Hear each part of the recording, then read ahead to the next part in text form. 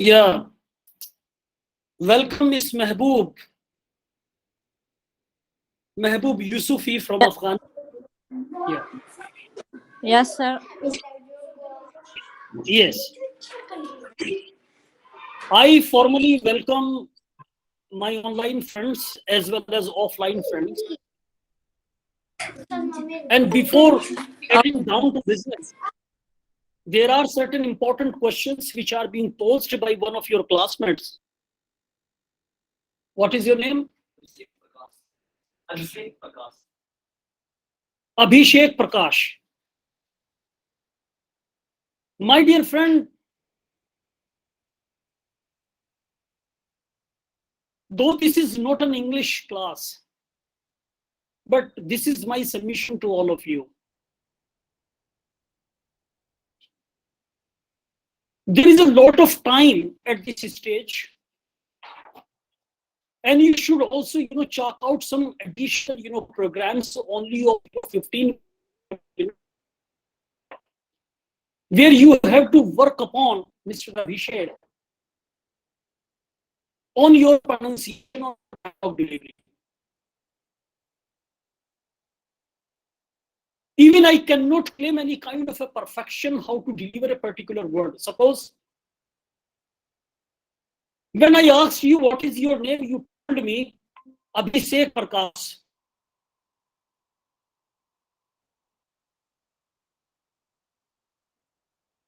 Is some kind of a incongruous to my ears. Your name is Abhishek Prakash. So please, we have to work on this particular, aspect. Though I am not teaching you any kind of a pronunciation or intonation or derivation or anything, or the idea of theoposis, which is generally known as in English literature. That is not my intention. But these 2 years, again, Almighty God has provided you an opportunity to improve upon all these aspects as well.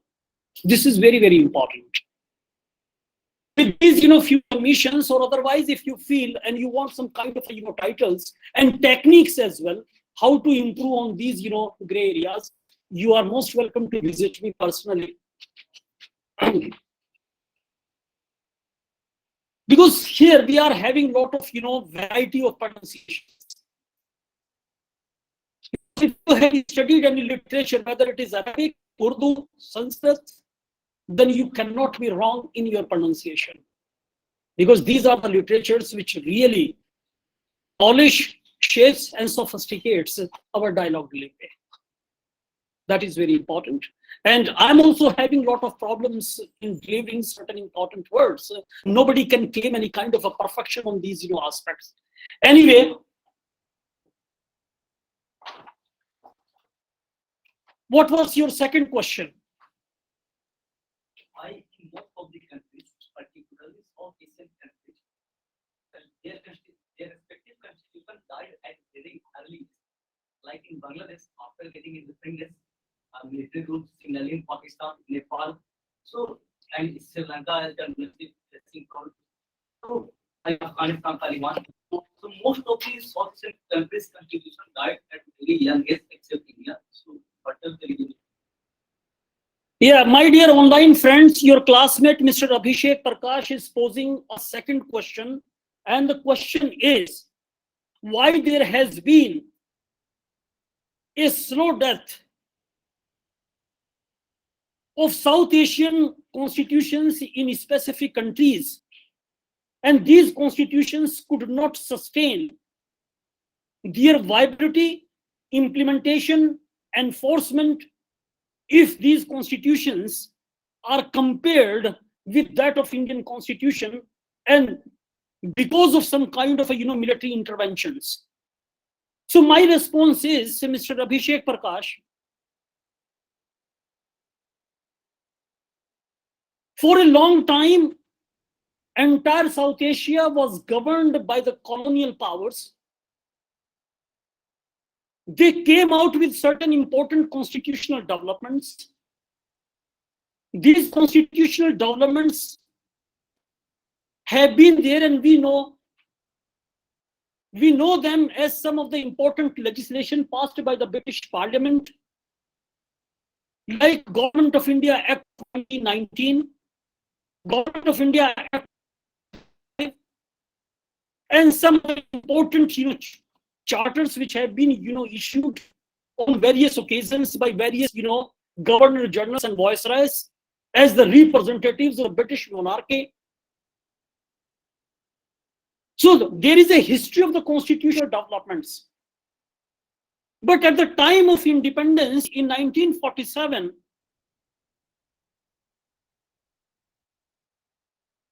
because of our, tribal tendencies, personality cult,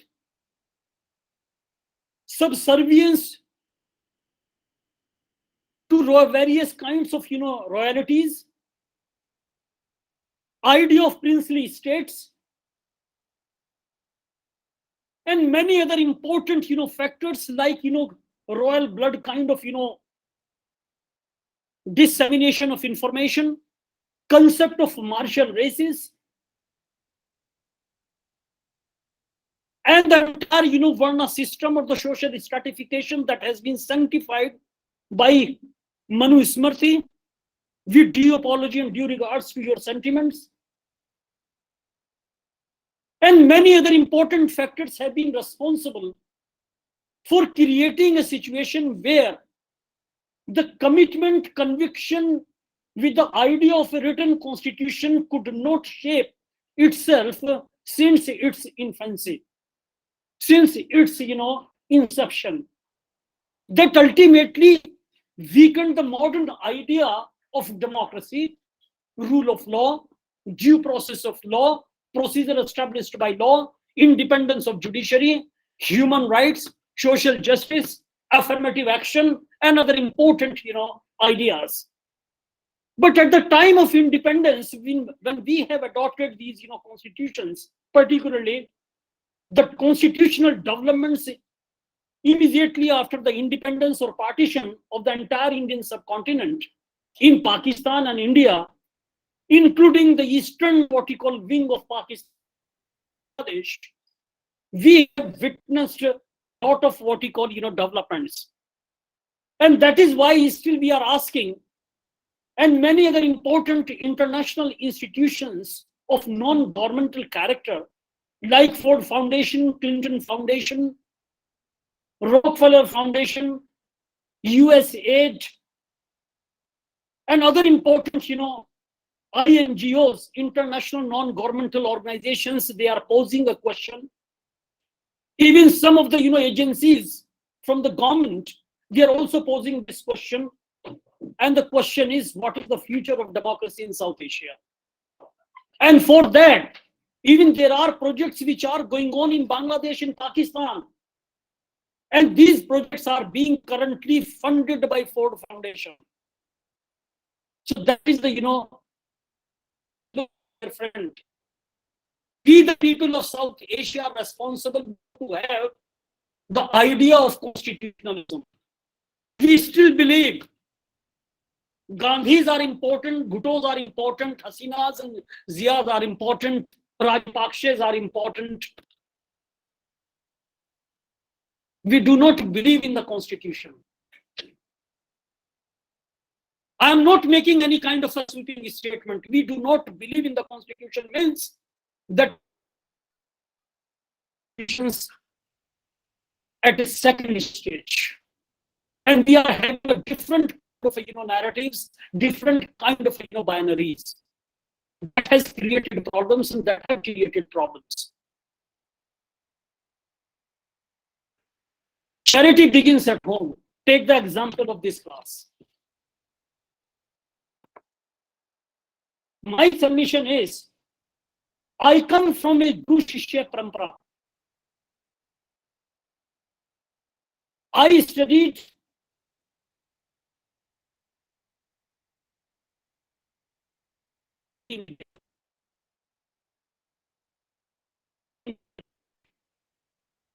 where Guru Shishya Parampara was not only confined to my village schooling, but at the same time it was very much what you call, or has been the part, or is the part of Aligarh. So see what where from I come. I use of my,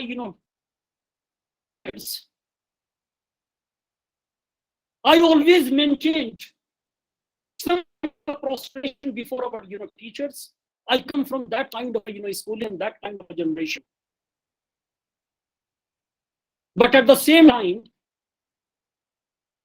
I have and created some kind of a, emphasization of modern day schooling and Christian days of, schooling, Christian traditions of schooling. So,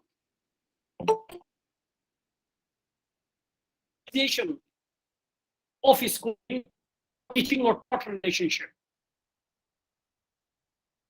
How you are conducting yourself in this classroom. I do not have personally any kind of a problem because I believe in the democratic values and intellectual freedom. I believe in the principle of equal opportunities and idea of egalitarianism. What I have been taught, that was the concept of what we call substantive egalitarianism. Right now, what I am teaching is, and what I have taken from the idea of the substantive egalitarianism, I have taken and reshaped it, which in my understanding known as processual egalitarianism. And this is what I have been implementing since more than 25 years. So that is the new narrative. Constitutions are not bad, my dear friends.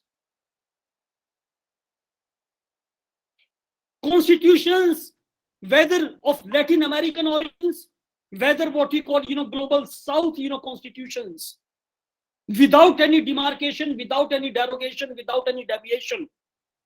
And I'm not making any kind of an absolute statement, no. Because we cannot claim any kind of a perfection in constitutions or perfection in the human personality, no. That is a, something I call impossibility. And that's why we are even in the 21st century, we are questioning our religious, tenets, our beliefs. And that has also further what we call, quelled the pitch. So my submission is that comparison is important. And the beauty of the comparison is that the end product is always an improved product.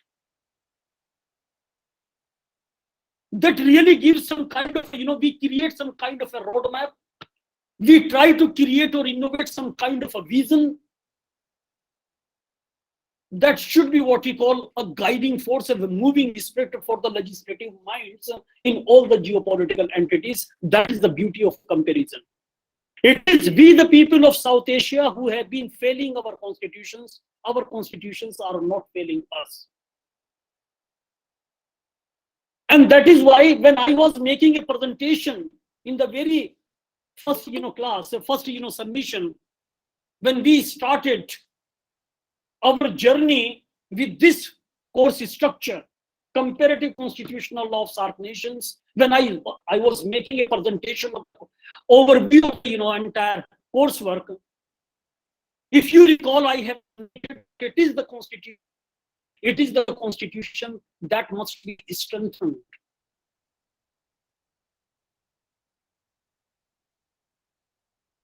We require strong leadership in our respective jurisdictions for all of the constitution. We require honest, what we call politicians who believe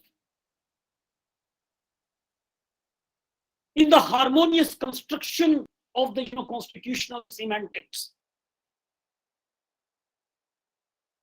We do not believe, and we should not support those people with the responsibility of manning, operating, and managing or presiding over the constitutional provisions in their different, capacities, constitutional, capacities. They should not have the luxury to interpret any of the constitutional provisions as per their, whims and vagaries. That should not be their cup of tea. Rather, the constitutions are the mug of coffee of judges.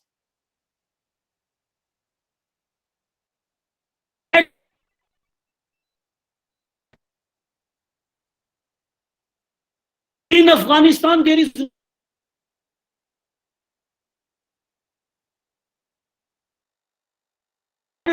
kind of a, pick and cherry kind of, approach, a piecemeal approach to what I call it. They are taking something from 1964 Constitution and they are adhering to some of the, provisions or some, inspirational or some guidelines as they have, understood from the, 2004 Constitution.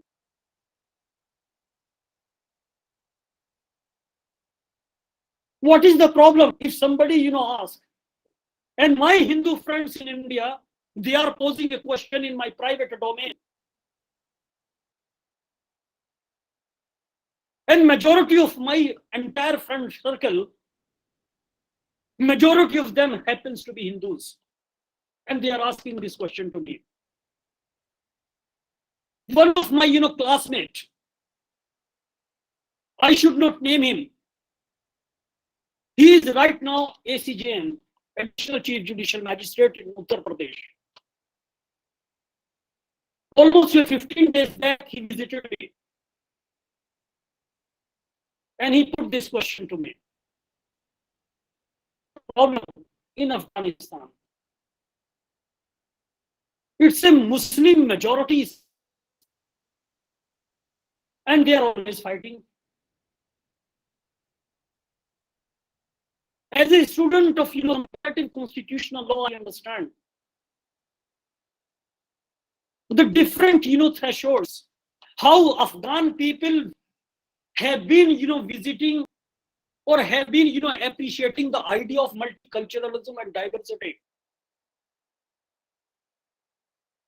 I had a long, deliberation, very long discussion with him.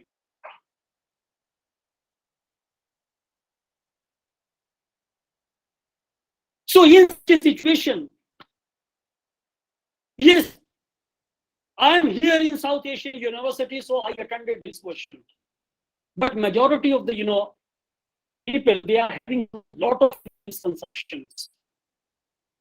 Who is going to dispel those misconceptions? That is the real test.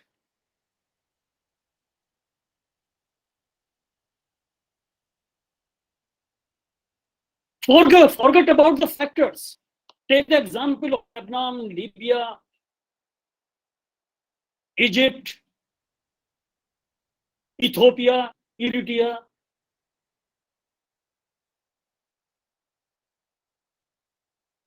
Because I taught in, Ethiopian constitution, Eritrean constitution, because from students in LLM program in AMU, joining us. Out of a necessity, as I am studying South Asian constitutions, I used to study these constitutions.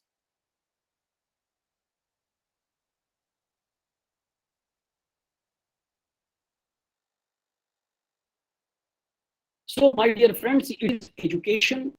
It is a, our commitment and conviction with the idea of, democracy.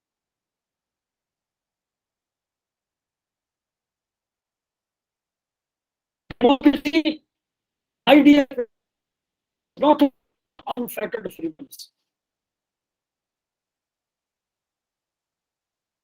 Even the monarchy does not promise or does not entail power. No, that is not the situation. So, Mr. Abhishek Prakash,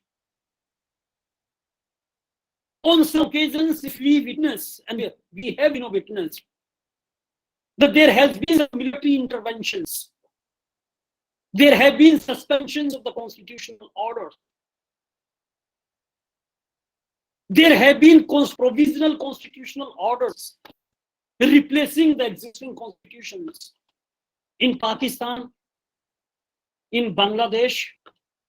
We have witnessed various dictatorial regimes in Pakistan, and we have also, watched from a distance how General Irshad has, behaved as army chief in Bangladesh, and how in current, scenario, how the democratic regimes have also turned into some kind of a, what we call, or toying with the idea of some one-liners, or how they have what we call, behaving and adopted the Austinian orientation of governance. Law the command of sovereign backed by sanctions.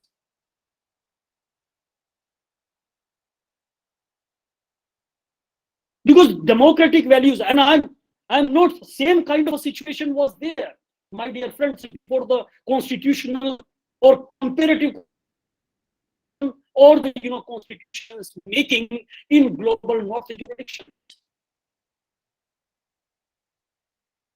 Even the Britishers, if you see the history of what we call of Britain, you will find, you will what we call witness the level of their savagery in early years.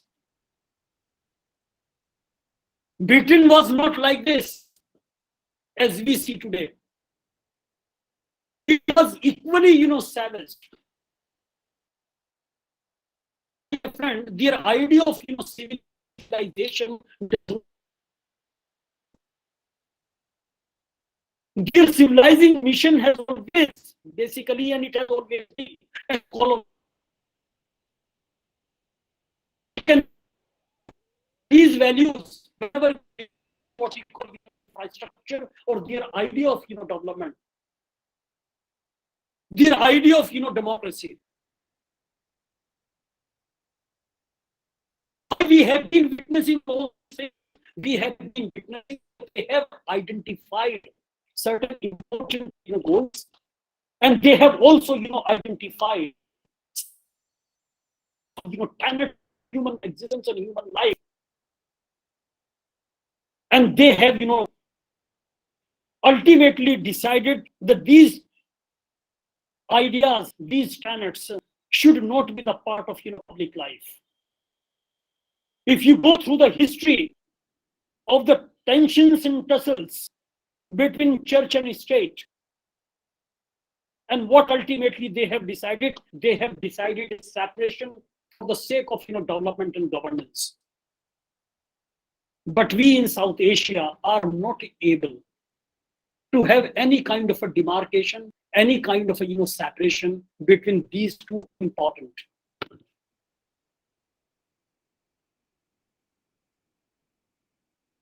On a day, I share my own experience of the South Asian University. A Muslim student in 2018 or 17 visited my office, and it was a Friday. And then he simply asked me, "Sir, won't you offer Friday prayer?" Then I simply asked him, "Who are you?"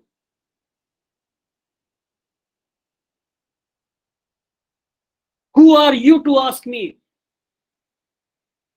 Please quote any holy verse from the Holy Quran or any hadith or any tradition of any of the what you call, the companions of the Prophet or the Prophet Muhammad himself, or peace be upon him. Please give me a reason. Why are you asking? It was a legitimate question. Should I ask you, why did not you go to a temple? Or recently, Janmashtami was, there. Did you offer prayers? That is not my doctrine.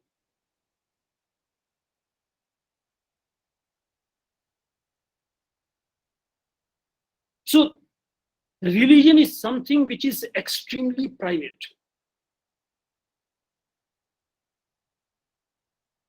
So no constitution is bad, no religion is bad. It is our interpretation. It is our objectives.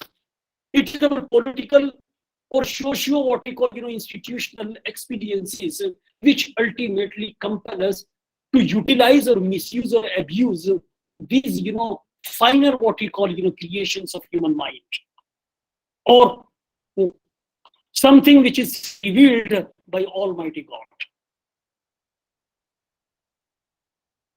So that is the beauty, my dear friend, Mr. Abhishek, of comparison. So the constitutions have never failed in South Asia. We, the people of South Asia, have always been in habit of failing our constitutions. So it is important at this stage, my dear friends, that we must look back, reflect upon, ponder over, ruminate, and thereafter we should try to decide what should be done, what has been done, and we promise to ourselves that we should what we call always try to believe in democratic values. And today the democratic values are the universal values. I have given you an example of the Guru Shishya Parampara in ancient India, and that is in some of the what you call gurukuls you will find, and in schools, that the same kind of traditions are still what you call advocated, appreciated, as well as practiced. So if you are asking a question, I'm not expecting you that come and perform all kinds of rituals. No, I believe in the human dignity. So you should not prostrate before me. You should not touch my feet. It was long back, my dear friends, since I have used this dictum that charity begins at home. So when I got married, despite all kinds of education, my wife wanted to include my name after marriage in her name. I discouraged her. I never allowed. No, you maintain your individuality. You are a person, and your personality is different from me, and that creates a very important rainbow in the four walls of our. I do not want any kind of assimilation of your personality and my personality.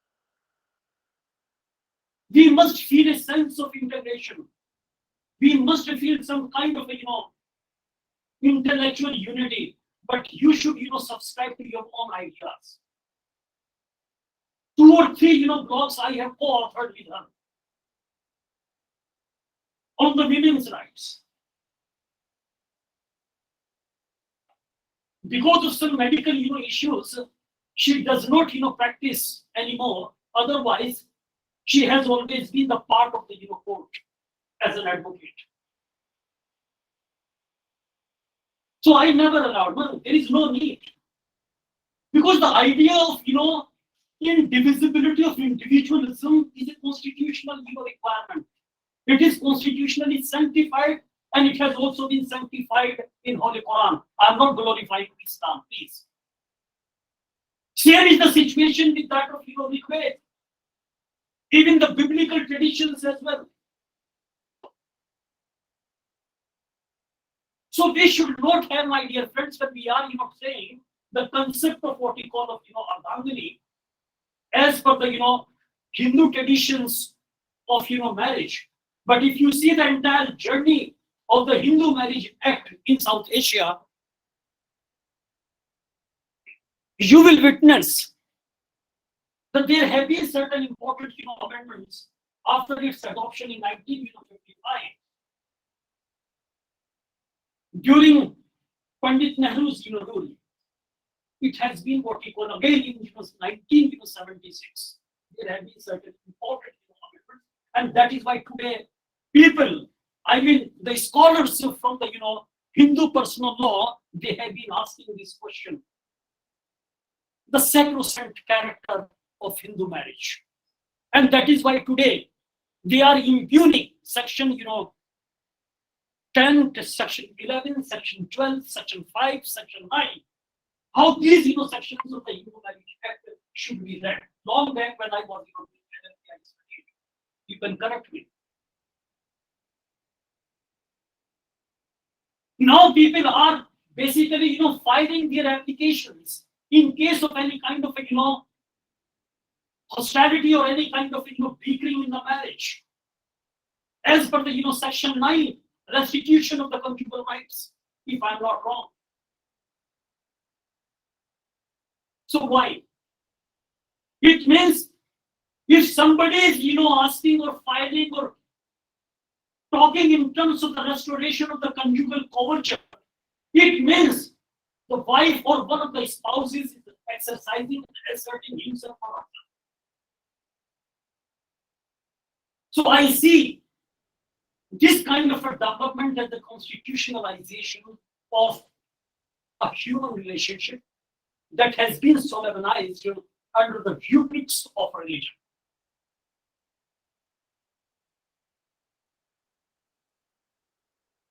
Long back, you might have studied, so far the Muslim marriage is concerned. Abdul Qadir versus Salima, a leading case is celebrated, delivered by Justice Mammon, who was elevated as the first what we call judge to a federal high court at the recommendation of the Privy Council of England. Because of this judgment, he was the son of the Sir Sayyid Ahmad Khan, the founder of Aligarh Muslim. You can still, whenever you find time, try to visit the Museum of Allahabad High Court. You will find all kinds of knickknacks, Orients, everything that has been related to him.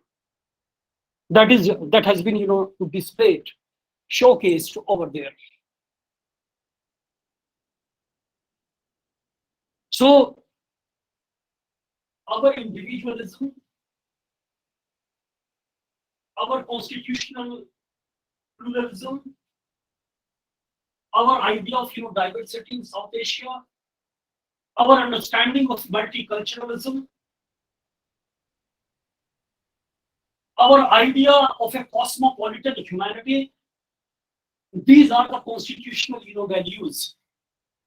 So therefore, religion, my dear friend, remember one thing, religion, on the basis of my experience, I never found that the religion could be or can be or have been or has been a unifying force. No, never. I never saw religion playing this kind of role, a role of a unification. No. It is basically the culture. It is the custom. It is the tradition. Or some of the ritualistic ostentations. These have been the part of what we call of unification exercise. Otherwise, I do not find, some limitations may be there, or for a particular scenario, in a particular scenario, for time being, we may what we call take refuge in the religious what we call idea, or religion dictated or religion induced idea of unification. But it has always been ephemeral, short-lived. So that is that is my submission on this particular aspect. And that is why it is important whenever the constitutions are framed, whenever the constitutions are made. So we have to deliberate on these principles, how to have a constitution. So therefore we should not fail. And my dear friends, if you take into account, yes, so far Indian constitution is concerned, it has never been suspended. It has never been what we call put at abeyance. It has never been what we call tampered with. But if you see, on many occasions there have been certain amendments which basically eroded the constitutional evolutionary process of constitutional conventions. So on many occasions we have also witnessed that some of the amendments did disservice to the constitutional or cause of constitutionalism. Yes, Ms. Bakshi. Yeah, please. Most welcome.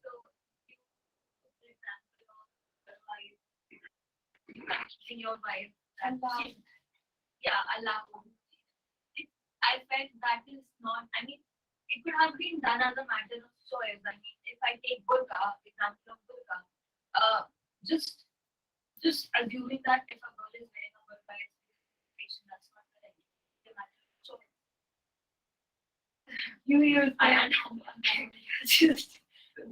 The way you were expressing, It means you have seen a movie Dil Dhadakne Do. Means Khadka. Hmm? If I'm sounding chauvinistic,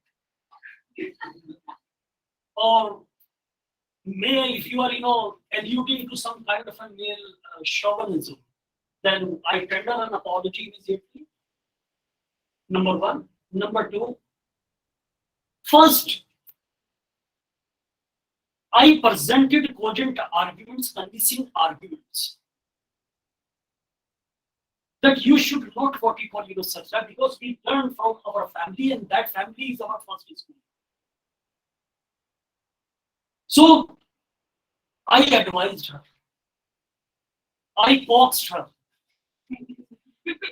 I ultimately, when she was, insisting and persistently she was, arguing, then I discouraged her.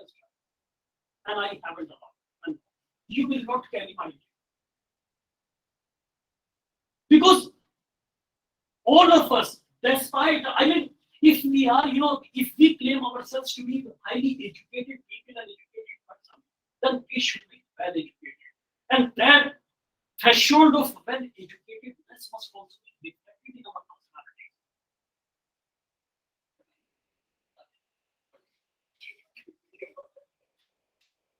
Yeah, please.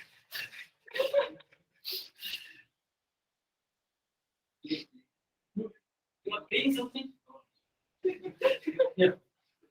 Or you are recording my voice? Yeah, please share it. Share it.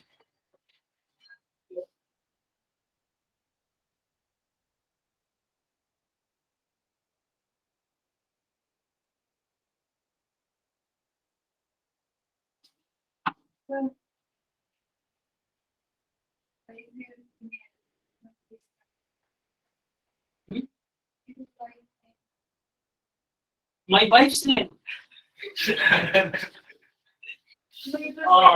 Yes. On some other occasion. On some other occasion, because we are having more important business. So on some other occasion, I will definitely let you know. But so far, my wife's name is, she's Aisha. And it is her, fifth, generation in India from Afghanistan.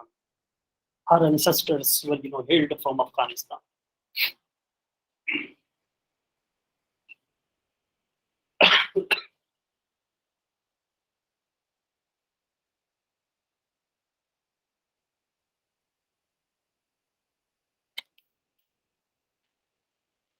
After this much of, deliberations and discussions, I intend to share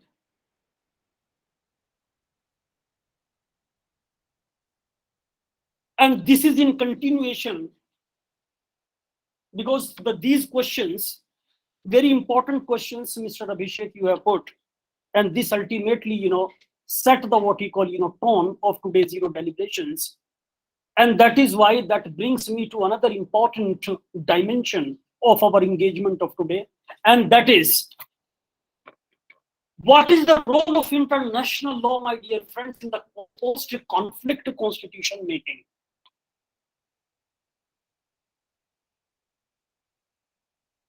Because if you take into account the mandate of South Asian vision or South Asian institution like South Asian University, it becomes important to understand, because the post-conflict constitution making holds a lot of promise. There have been, suppose today we are contemplating what kind of a constitution should be there in Afghanistan? What should be, what kind of a constitution has been adopted? And I feel, and you can correct me from Nepal, what kind of a constitution should be address the Nepal's constitution of the 2015 as a post-conflict constitution? Because the people are, talking of the transitional justice. In Sri Lanka, after the decimation of the LTTE, people have been demanding for the restoration of justice, particularly transitional justice. After the decolonization of South Africa, they came out with the constitution in 1996. Was it a post-conflict constitution? Because the process of transitional justice as a fundamental right and how to achieve it, they have also established a Truth and Reconciliation Commission. So in such a situation, my dear friends, whether examples of Sri Lankan society, Nepalese society, Afghan society, and some other important instances can be taken from other nation states in South Asia. So how to have a constitution in a society that is Afghan society, which is horizontally and vertically and diametrically, I should say, truncated. So how to have, whether the idea of federalism is workable in such a society called Afghan society, because there are as many as 34 provinces in Afghanistan. All kinds of what we call of tribes are there, races are there, and they are the majority of them follow the Sunni Islam. Even then, there is no consensus on the constitution making. So how to have a constitution? Because if we find that Afghan people are talking in terms of the establishment of what we call the rule of Allah or rule by Allah, what we call in Urdu or our part of understanding, whether it is Pashto or some other kind of or the Dari language, they are talking in terms of the establishment of what we call of Nizam-e-Mustafa. So in such a situation, my dear friends, what is preventing them not to have this kind of arrangement or governance dispensation? If they consider that our constitution is Holy Quran, then they are not providing anything as per Holy Quran to the general masses of Afghanistan. The rights of girl child, the rights of women, the idea of equality, idea of justice as per Holy Quran, that is missing. And my friends from online friends can correct me. They have created some kind of a necropolis of rights.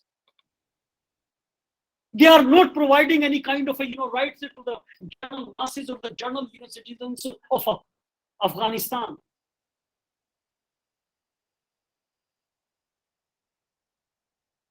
It has never been contemplated in the holy verses of the Holy Quran. And I do not find, as a student of Islamic jurisprudence, whatever the little information is available to me, and whatever I have literally studied in the last more than 35 years as a student of law,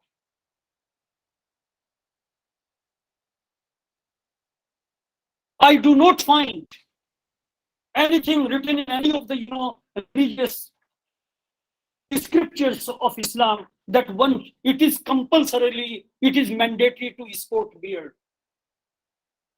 I never found. Then why these Taliban guys, they are compelling people, you should sport beard. And it should be long enough. You should not sport any kind of a stubble, like Mr. Abhishek is sporting right now. It should be a flowing beard, a long enough, not stubble. S-T-U-B-B-L-E.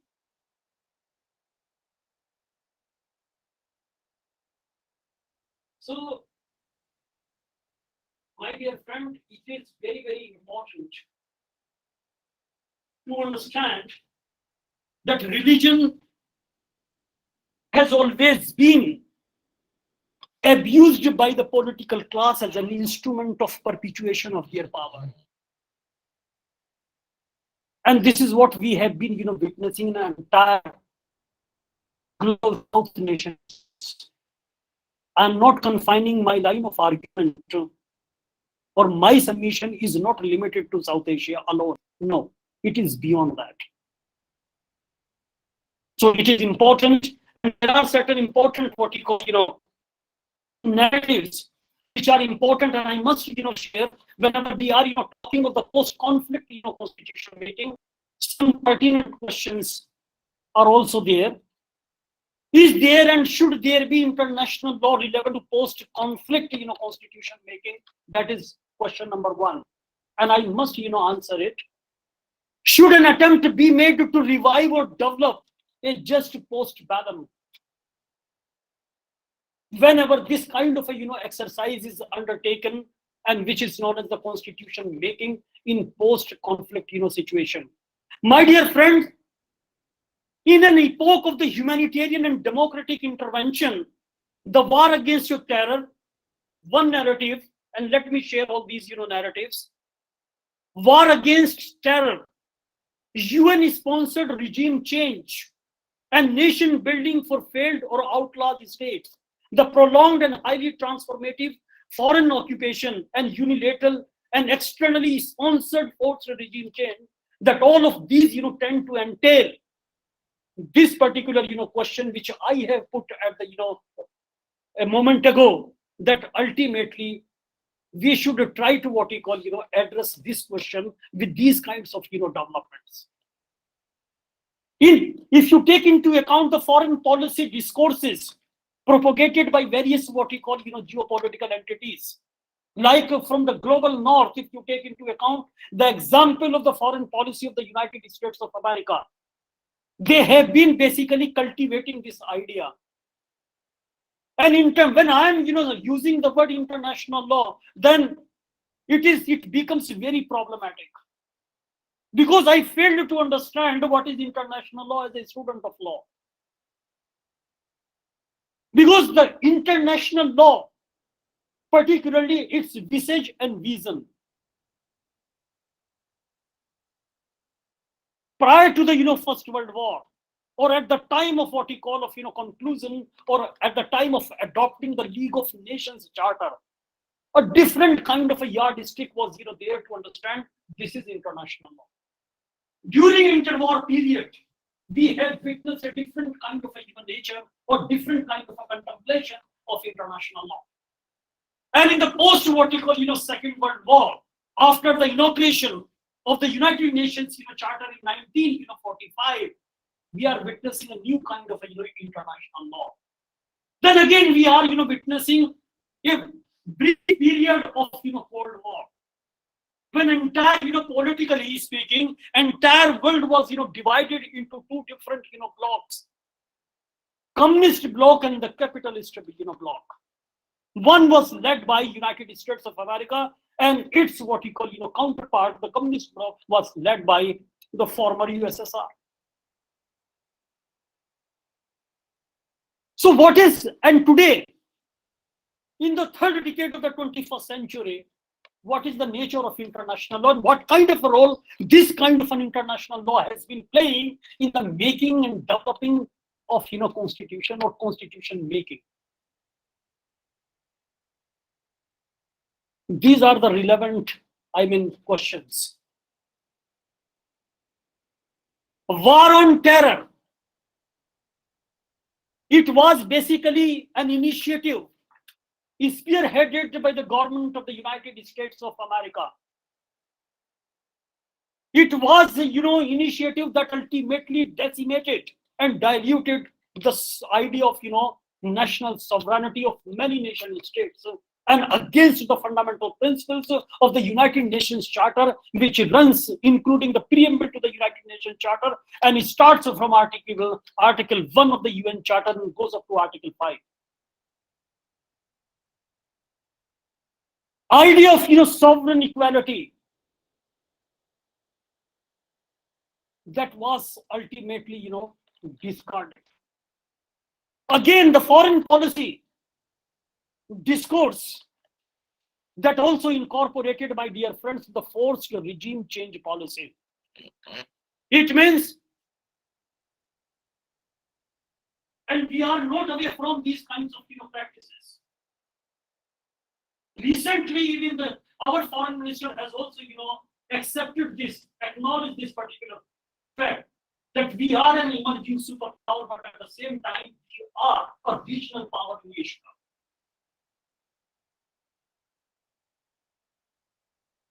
Assertion should not be reflected, my dear friends. Geopolitical, assertion should never be construed as some kind of and it must not suffer from hegemonistic tendencies. And this is what we have been suffering from.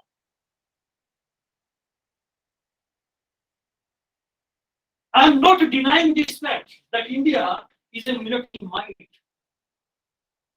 I'm not denying this particular fact.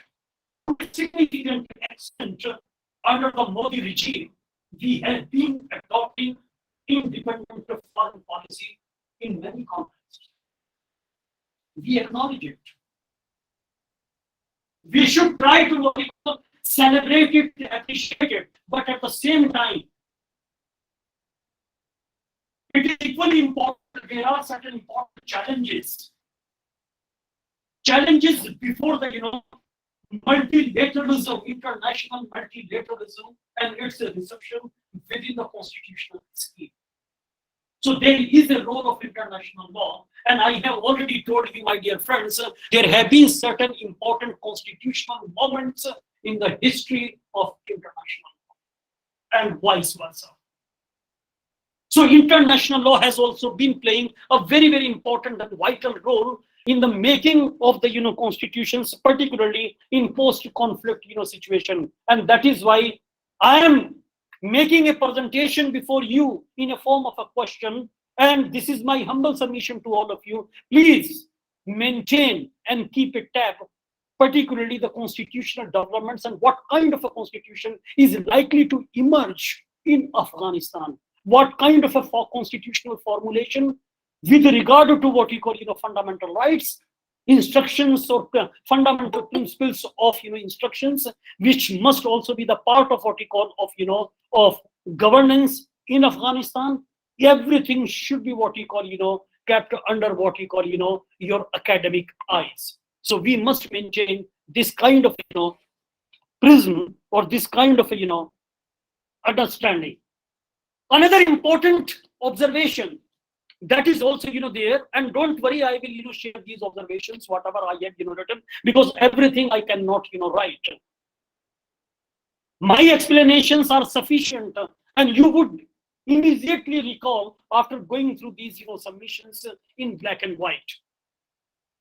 If post-conflict constitution making is to be an exercise in the self-determination instead of foreign imposition, then or complying or occupying what you call forces, and they are not what you call engaging in expensive legislative and institutional what you call change that preempt autonomous political decision making regarding the nature of the political, social, and economic regime. So what kind of a constitution one should have? It has to be decided by the people of a particular geopolitical entity. It got nothing to do with the foreign what we call interventions, but what we have been witnessing, foreign interventions.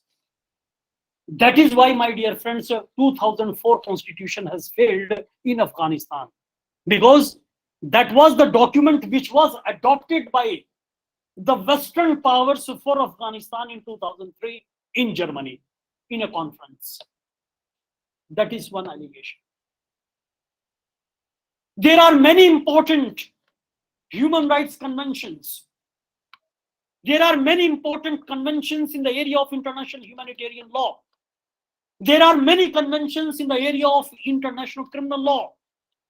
There are many conventions or few conventions in the area of international maritime law, to which many of the South Asian nation states do not subscribe to, do not accede to. And same kind of a yardstick is equally applicable in case of the US and Western powers as well. Suppose the government of India has acceded to the Torture Convention of 1984, but it has not ratified it. In the area of international refugee law, South Asian nation states are not a party except Afghanistan. Afghanistan remains the only country that has acceded to 1951 convention relating to the status of refugees with its additional protocol of 1967. But rest of the South Asian nation states are not a party. But we are comfortable so far the soft laws are concerned, so far the declarations are concerned, so far the various pacts and compacts are concerned. We believe that the soft law is a better what we call option to endorse our international commitments. Yes, we are the part of the international community of the civilized nation states. But I fail to understand what is the threshold of civilization and who is the civilized nation state. So international impacts, influences, dynamics are also having a cascading impact on constitution making, and particularly in post-conflict societies. Another important dimension which I intend to share with you, and that is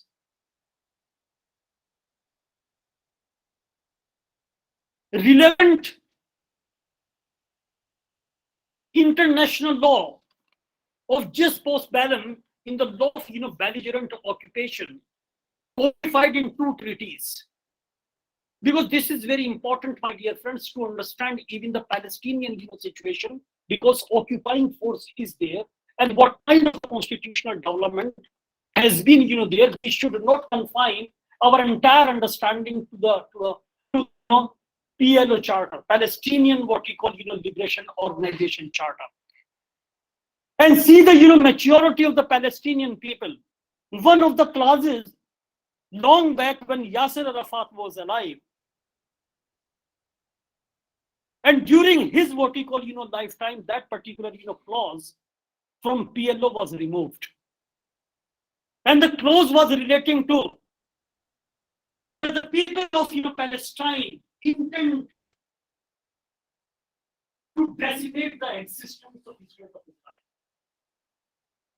Though the PLO used another word, I have avoided using that word, destruction of the state of Israel. You can Google and you can correct me. This kind of a very mature step in the right kind of a direction was undertaken by late Mr. Yasser Arafat, and ultimately a political understanding based on communal harmony, racial harmony, and coexistence emerged between 2 leaders, Mr. Yasser Arafat on one side as the representative of the Palestinian people, and on the other side it was Shimon Peres. And they have been, in the subsequent years, they have also got Nobel laureate for peace. They shared this Nobel for the establishment and for evolving peace in West Asia.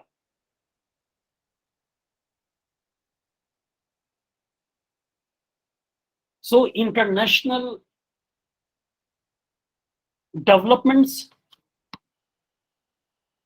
geopolitical transformations, international diplomatic engagements, international what we call,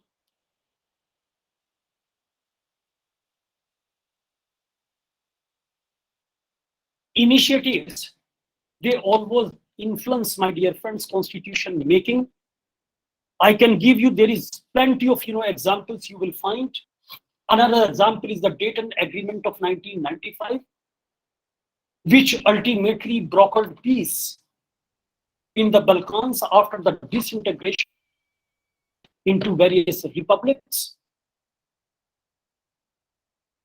So this Dayton Agreement ultimately established, and today, even Bosnia-Herzegovina, the many of the clauses have been converted and adopted as the constitutional provisions of the Constitution of Bosnia-Herzegovina. And credit should be given to the former President of the United States of America, Mr. Bill Clinton, who ultimately brokered this agreement in a city called Dayton in US. And that is why this agreement is known as the Dayton Agreement, D-A-Y-T-O-N. So that has created and provided an opportunity to make a constitution, my dear friends, in a post-conflict situation in Bosnia-Herzegovina, Croatia, Serbia, and other fragments. So international law has always been playing a very, very important role in constitution making. But we should not forget, my dear friends, that international law owes its origins from the national constitutional laws, from customary international law. And that has come subsequently, ultimately, and branded as international law.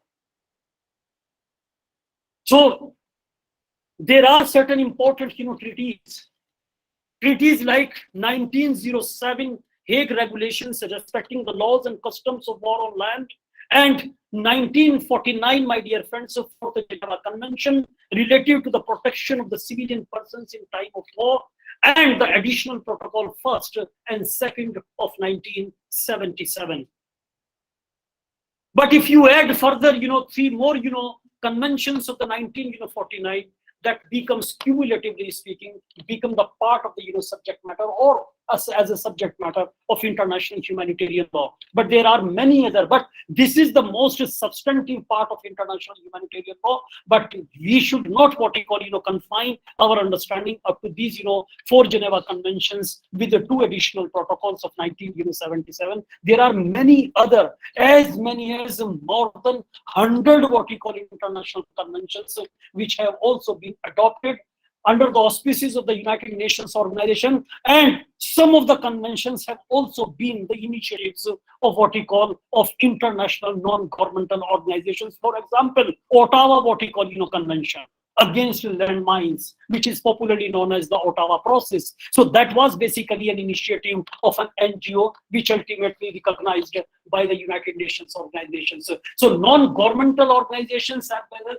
non-state actors, they have also in constitution making, in the development of what we call of international humanitarian law, in the development of what we call international law. So there has been a progressive development of international law, and subsequently many of the provisions have also been codification. I mean, adopting those international understandings into black and white under the auspices of the United Nations organizations as conventions, pacts, charters. But we should not, forget, my dear friends, Professor Anzilotti's what we call, asseverations, and that is popularly known as Pacta Sunt Servanda. So that should also be taken into consideration. And my dear friend, that is why a constitution, if I am invoking the language of international law, if I am, and more what we call precisely, if I am taking or adopting the language of international human rights law, then a constitution should always be understood as a common.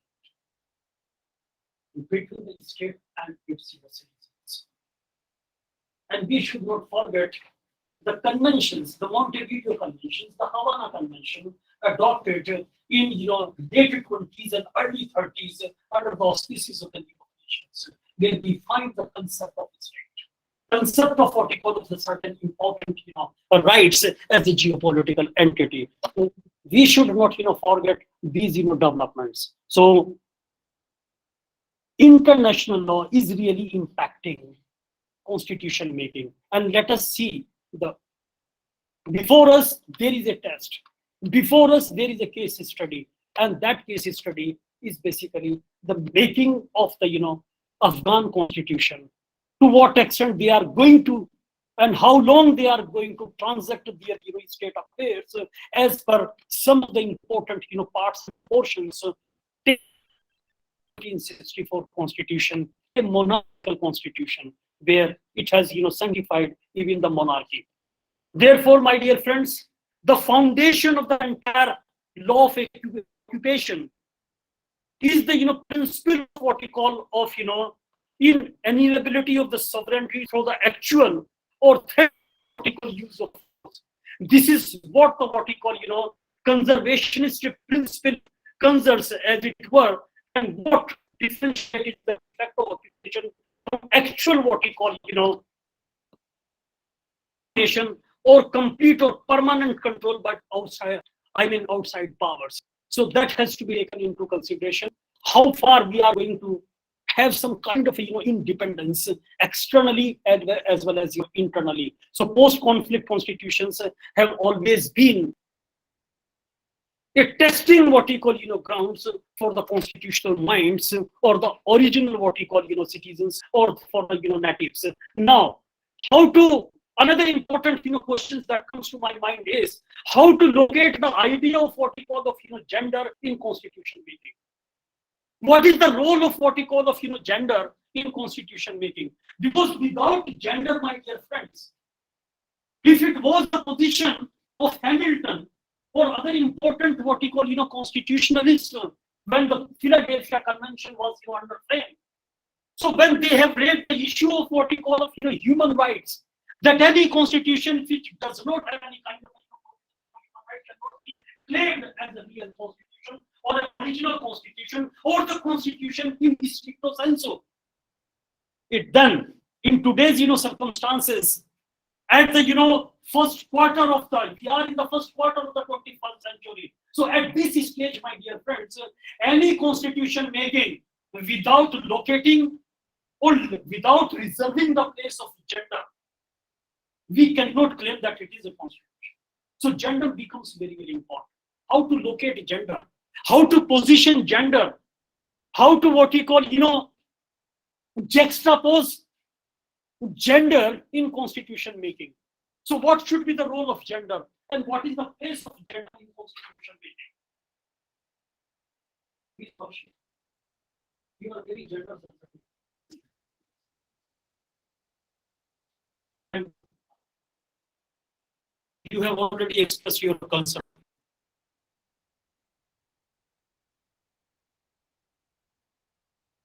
No, you have please frame your argument. You have to speak. So there are constitutions that are dying, for instance, that follow the principle of constitution, for instance, India. So are in this preamble the term people, but that reflects that it can accommodate the third gender or the different genders. Our understanding of equality has been developed with time. Initially, Article 14 was understood as formal equality, which was like equality has two principles. One is anti-discrimination, which is also reflected in Article 15. But then, with time, we developed it to substantive equality, which meant that it's not just we protect anti-discrimination. We also make sure that there is a progressive realization of rights.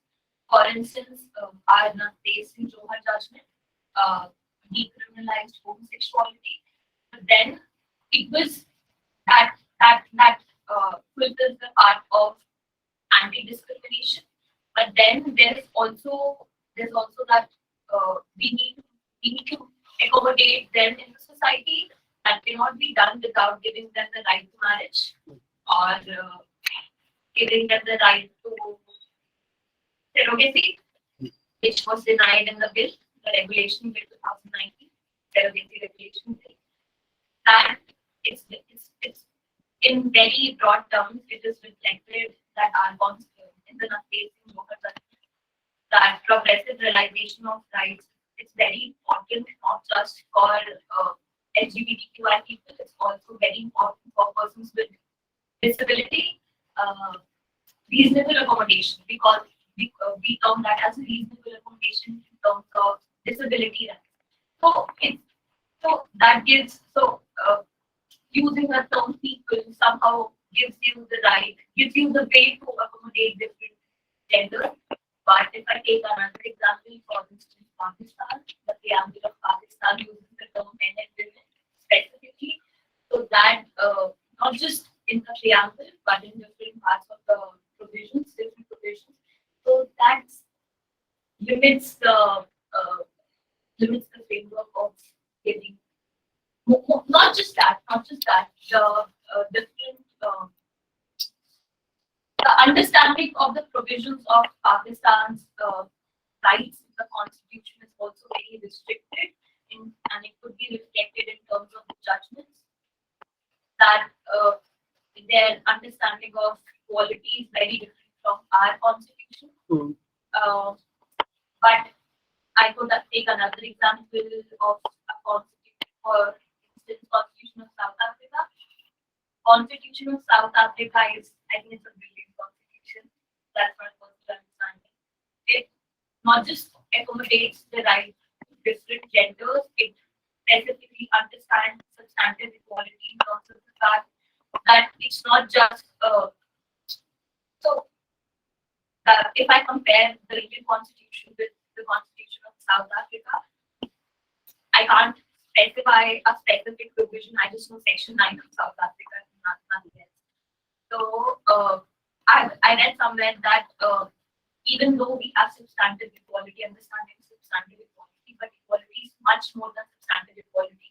There is intersectional discrimination, the layered multiple levels of discrimination.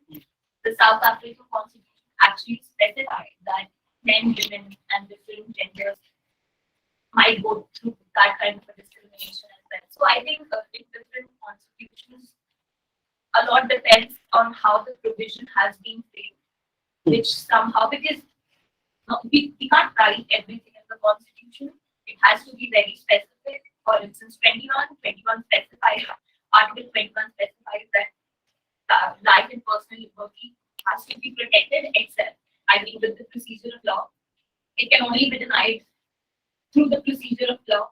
Through the procedure of law has been understood from Cooper to Menka Gandhi in a very different, in a very broad understanding.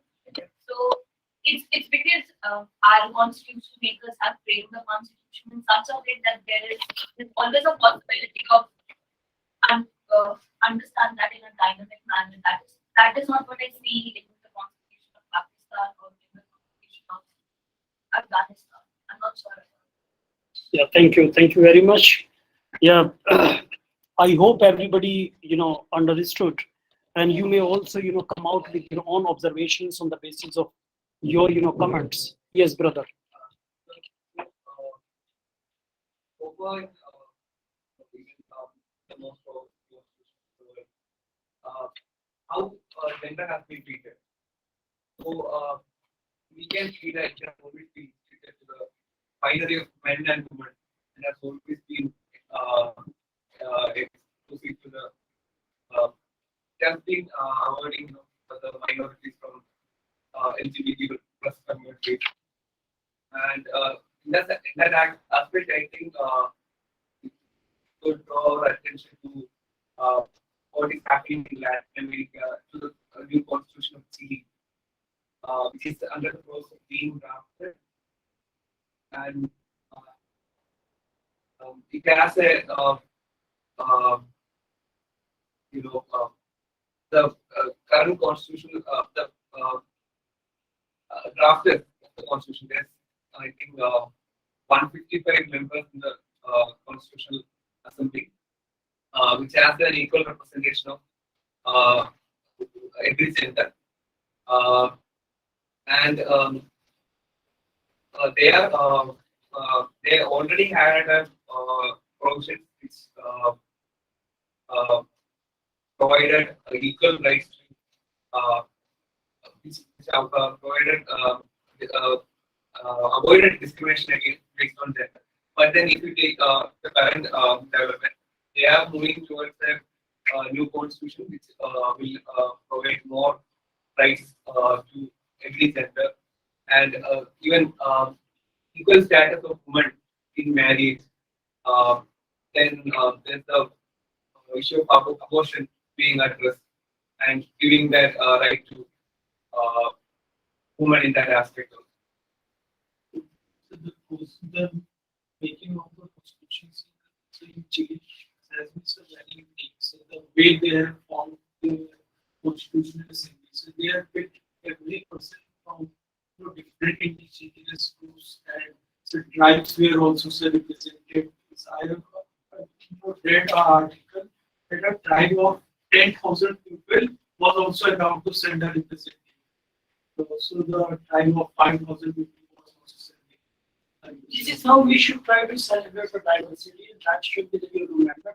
And at the same time, if you take into account not only the Chilean constitution making process, but if you take into account even the 2008 constitution of Ecuador, in many respects, it has really came out with an unprecedented provision in its constitutional diversity. So there is a provision in the Ecuadorian constitution where for the first time any constitution is talking of rights of nature. And this is the first constitution which is taking into consideration, my dear friends, that there are certain inherent rights of nature. And we are in the process of developing the rights of nature law as a separate subject that is coming up. Because nature is also, nature and its ecosystems have also started asserting themselves as a right. So legal personality, legal entities, new legal entities are emerging. And that too within the constitutional framework. Suppose what would happen in another area, artificial intelligence, idea of personhood. Something that has already been, pre-programmed for automated decision making. Suppose driverless, vehicles, unmanned aircrafts, drones. Drone journalism is emerging.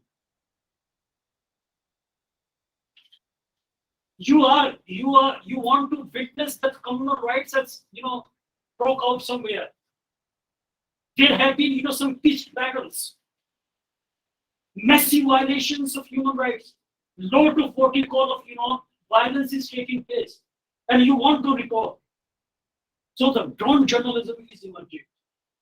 You are flying drones and you are jotting down each and everything and writing. Even from the close quarters, you are making some kind of a what you call interpretation, and that interpretation you are using as in your report. So technology, nature, participation of indigenous people, aboriginal people, natives, which have never been what we call the part of the constitution making in earlier times, that has become now a reality. And we are asserting today all these kinds of rights, the participation, and that is why there are certain important stages how to make a constitution. Yes, as per Nepal, I should also take an example. I mean, some observations from Nepal. So, what is the position of gender in 2015 Constitution of Nepal? basically we think recently some like right to surrogacy, we don't have surrogacy right for in the Surrogacy. we don't have right for reproduction. So 6,174 civil code as like on adoption.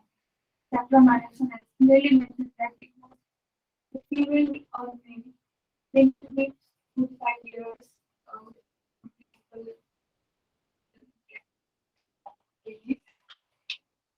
So we talk about the role of gender in constitution. Uh, it was not only have to mention about the equality of civil and political rights, but there are other areas where constitution must stop. For example, recognize. We have recognized gender minorities in Nepal, but in same way, civil code has not recognized the right to marriage. It has clearly mentioned in section 62 that 62, 63, and 64 are very contradictory sections in themselves. First section has told that everybody has right to marry. Then in the second section, they are talking about man and woman. There is no gender minority. How can we identify a citizen as a gender minority as whatever they want to pronounce themselves and not recognize their marriage? And in a similar way, in our penal code, it has been clearly mentioned that unnatural sex,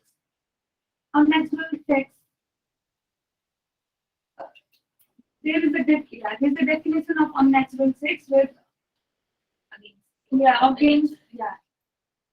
that's very, No. Tomorrow there may be another important school of thought. There is every likelihood that it is not against nature.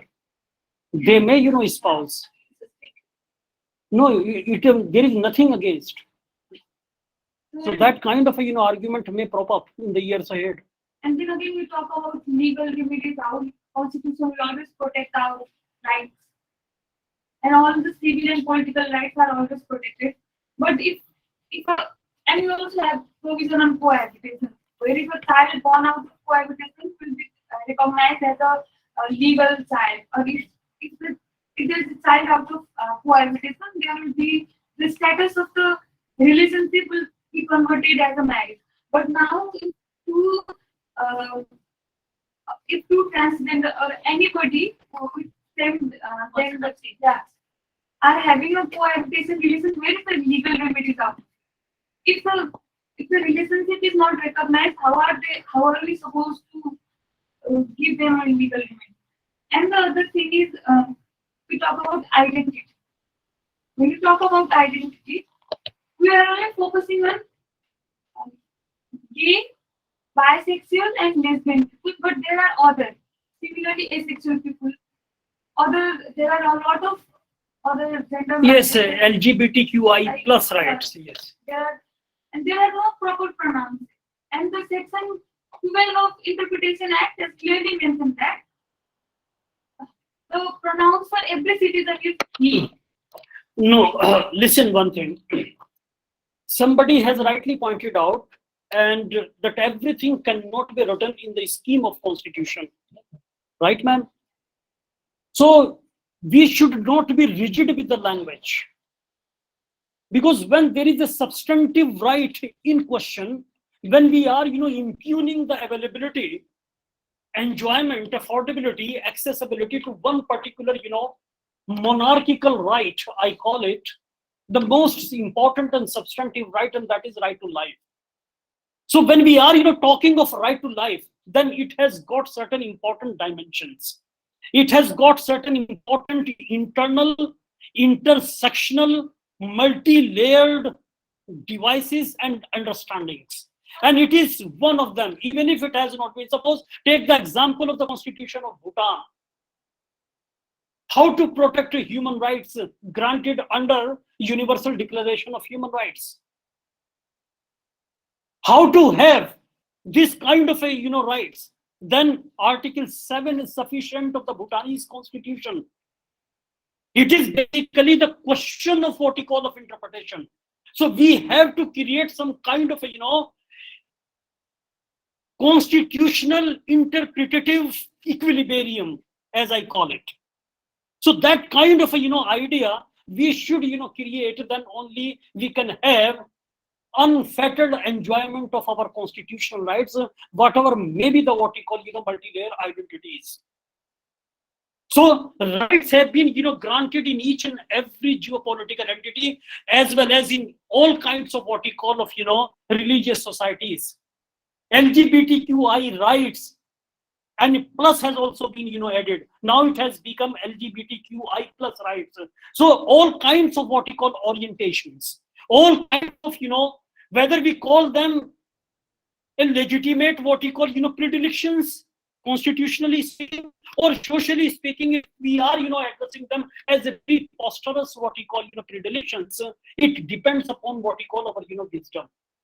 But as a student of comparative constitutional law, there are, rights. And remember one thing, my dear friends, everything cannot be the part of the constitutional scheme. Everything cannot be reduced to black and white legislatively. Everything cannot be what we call, submitted that this is a right, and we are specifically mentioning it because there is a resolution, my dear friends, and that resolution to a limited extent also, violates my line of, submission, and that is the, United Nations General Assembly resolution, that is, 1503, that provides a remedy that if national governments have failed to protect the rights of their, citizens, you directly approach to the international, forum for the restoration or for the redressal of your grievances as a human being, as a particular, citizen, and so far the restoration of your rights or our rights are, concerned. So all kinds of, remedies, because we are having charter bodies, system of protection of human rights, and we are also having the UN bodies, what we call, human rights protection mechanisms at international, what we call, level. So it is important, my dear friends, that the substantive understandings, the normative idea have been and has been incorporated in this particular, arena, and that arena is relating to human rights, fundamental rights, whatever may be the, nomenclature, but each and every constitution is making provisions.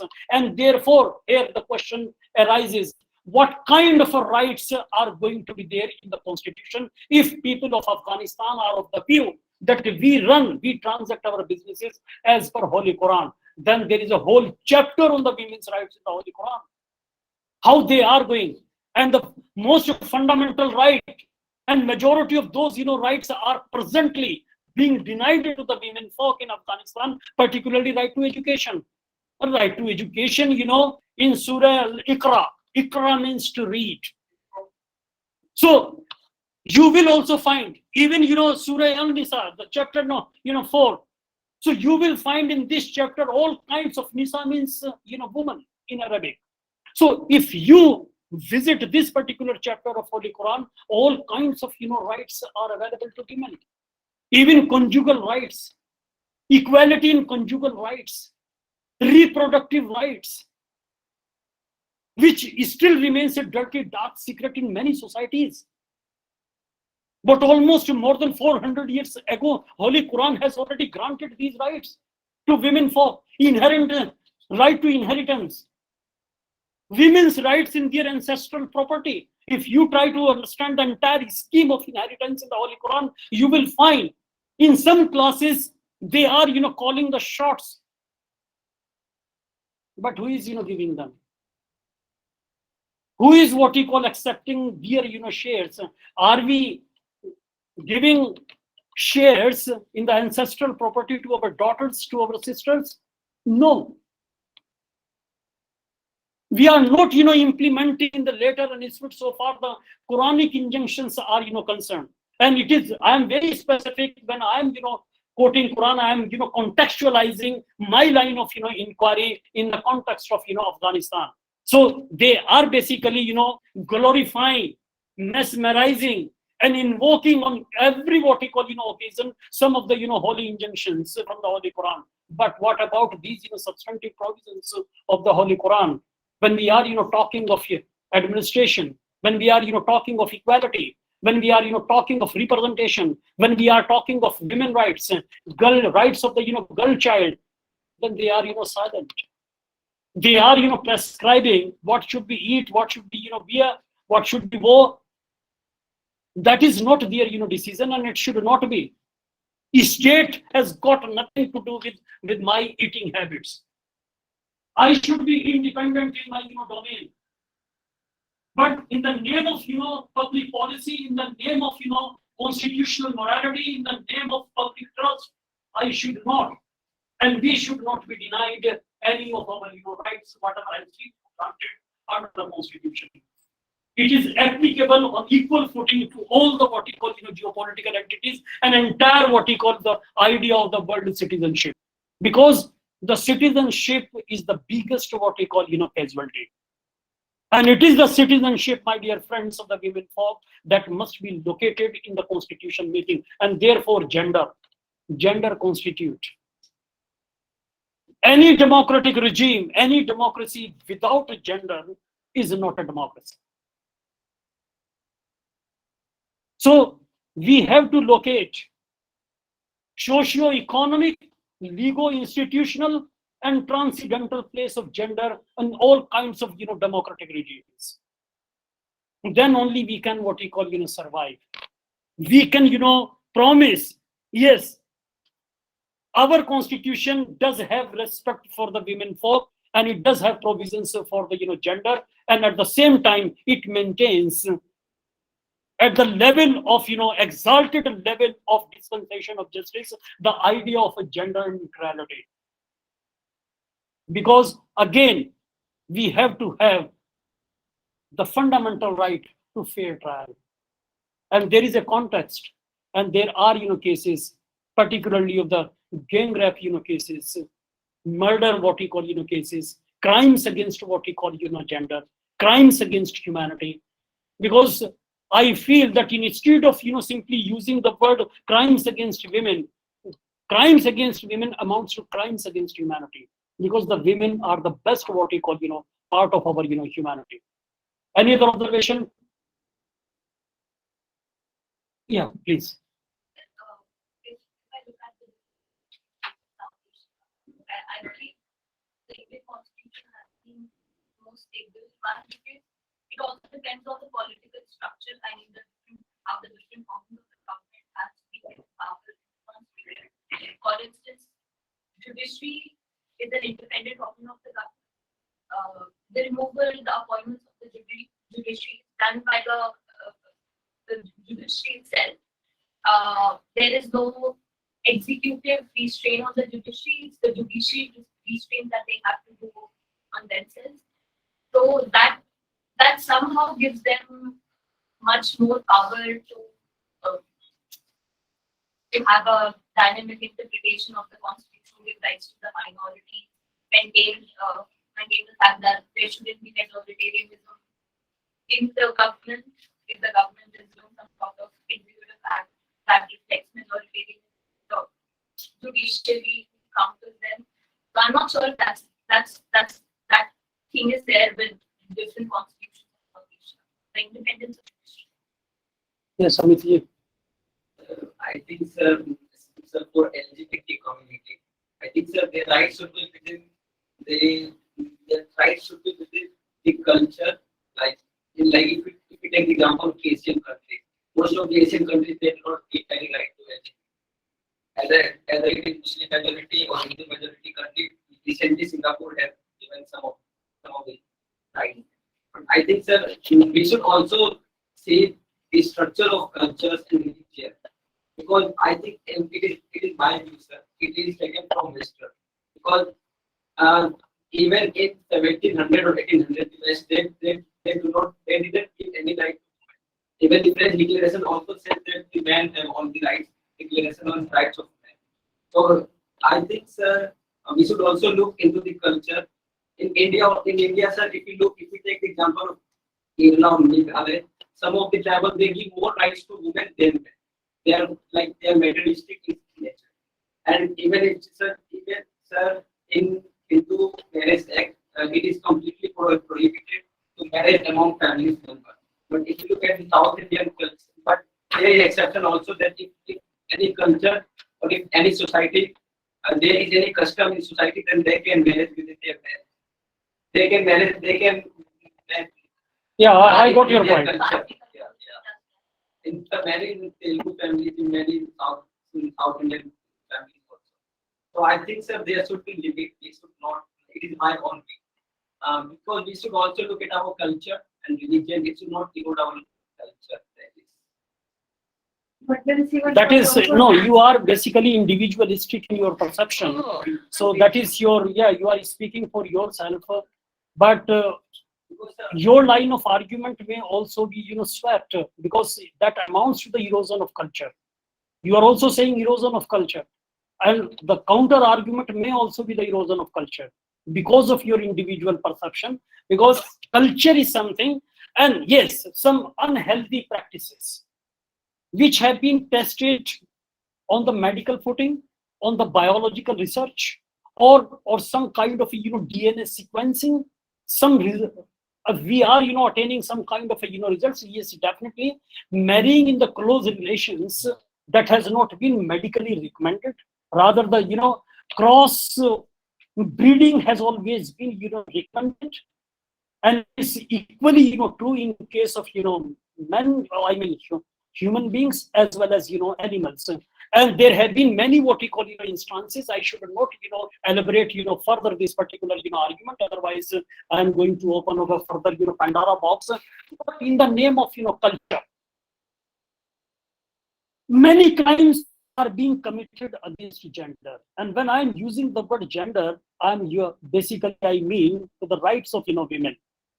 Suppose in many African societies, my dear friend, so female genital mutilation, that is a crime. Female circumcision, subordination of women in many societies. These are some of the what you call instances which are currently in practice in many. Suppose the Nigerian society, or the Congo society, or Niger society. You will in many of the African countries, you will find even in the tribal areas of inhabitants of suppose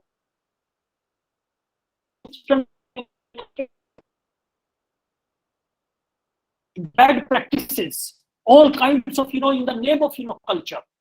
So we cannot, because that is, I mean, the Eastern Europe is considered to be the backward part. London and the southern part of Europe is considered to be the most advanced part, highly scientifically advanced part of Europe. So there are as many as 47 nation states in Europe, and out of these 47 nations, 29 together currently as a part of a economic entity which is known as EU. That is not a political integration; it's an economic integration. So rest of the countries have been left, and they are basically talking of what we call globalism, globalization, economic integration, all kinds of or European values.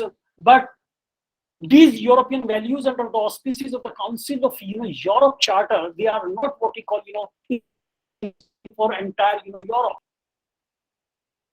Even the human right, take the example of the European Charter of Human Rights. So how it has branded certain important rights, even prior to the inclusion of UK in EU. European Charter of Human Rights was not admissible before the court of law, the municipal legal system of UK. They never resorted, and they have passed a Human Rights Act as late as in 1998. And this particular piece of legislation passed by the British Parliament is exclusively modeled on the European Charter of Human Rights. And some of the provisions have also been what we call taken from Magna Carta of the 1215. So when we try to make out, as I have already submitted, that the culture has always been a contention of affinity, a contention of, or a ground of proximity, and a point of consensus away from what he calls religion. then culture has always been, preferred. Because when I was there in AMU, my dear friends, we got a Keralite as a vice chancellor. So his entire staff was, dominated by Keralite people. Kerala, a state, a unit in India, a state with this name out of the Union of India, because Union of India is a union of states. So a provincial, unit, as in under Nepal, Nepalese federation, states have been entire, states have been divided into 7 what you call, provinces. Province number 1, province number 2, province number 3, like this, as per your constitution. So it was made possible because of, culture.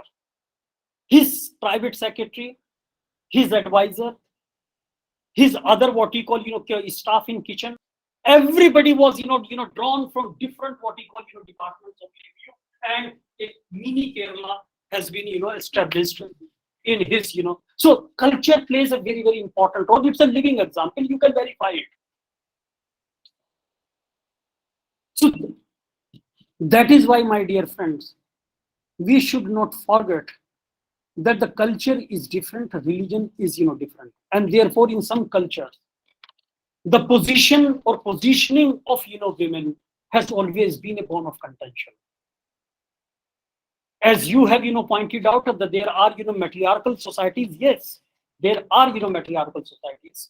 There are, societies where in the northeastern part of India, there are, societies where the women are having more rights in comparison to their men folks.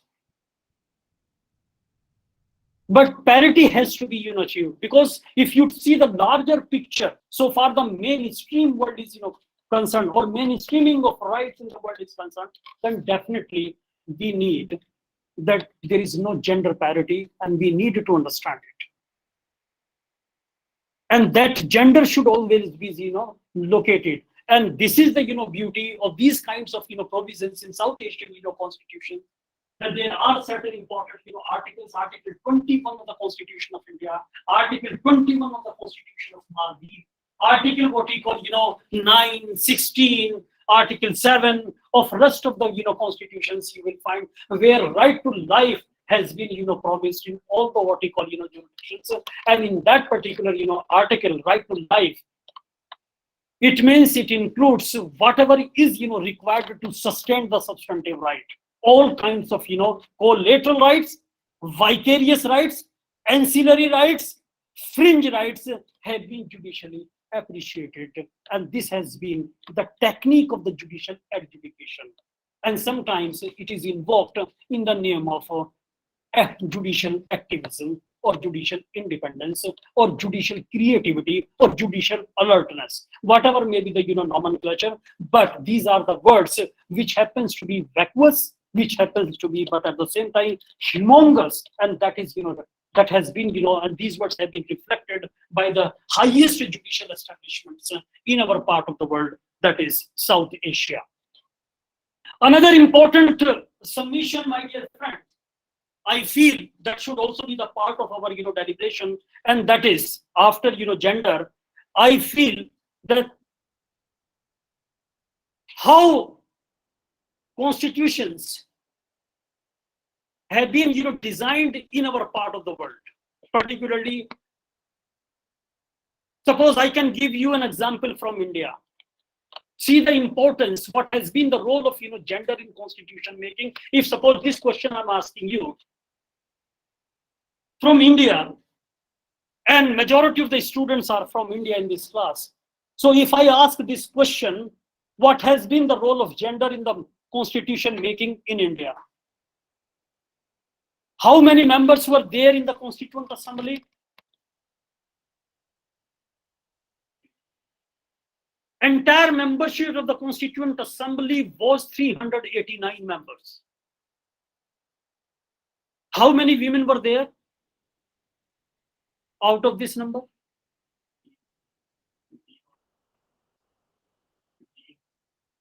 15, you are right.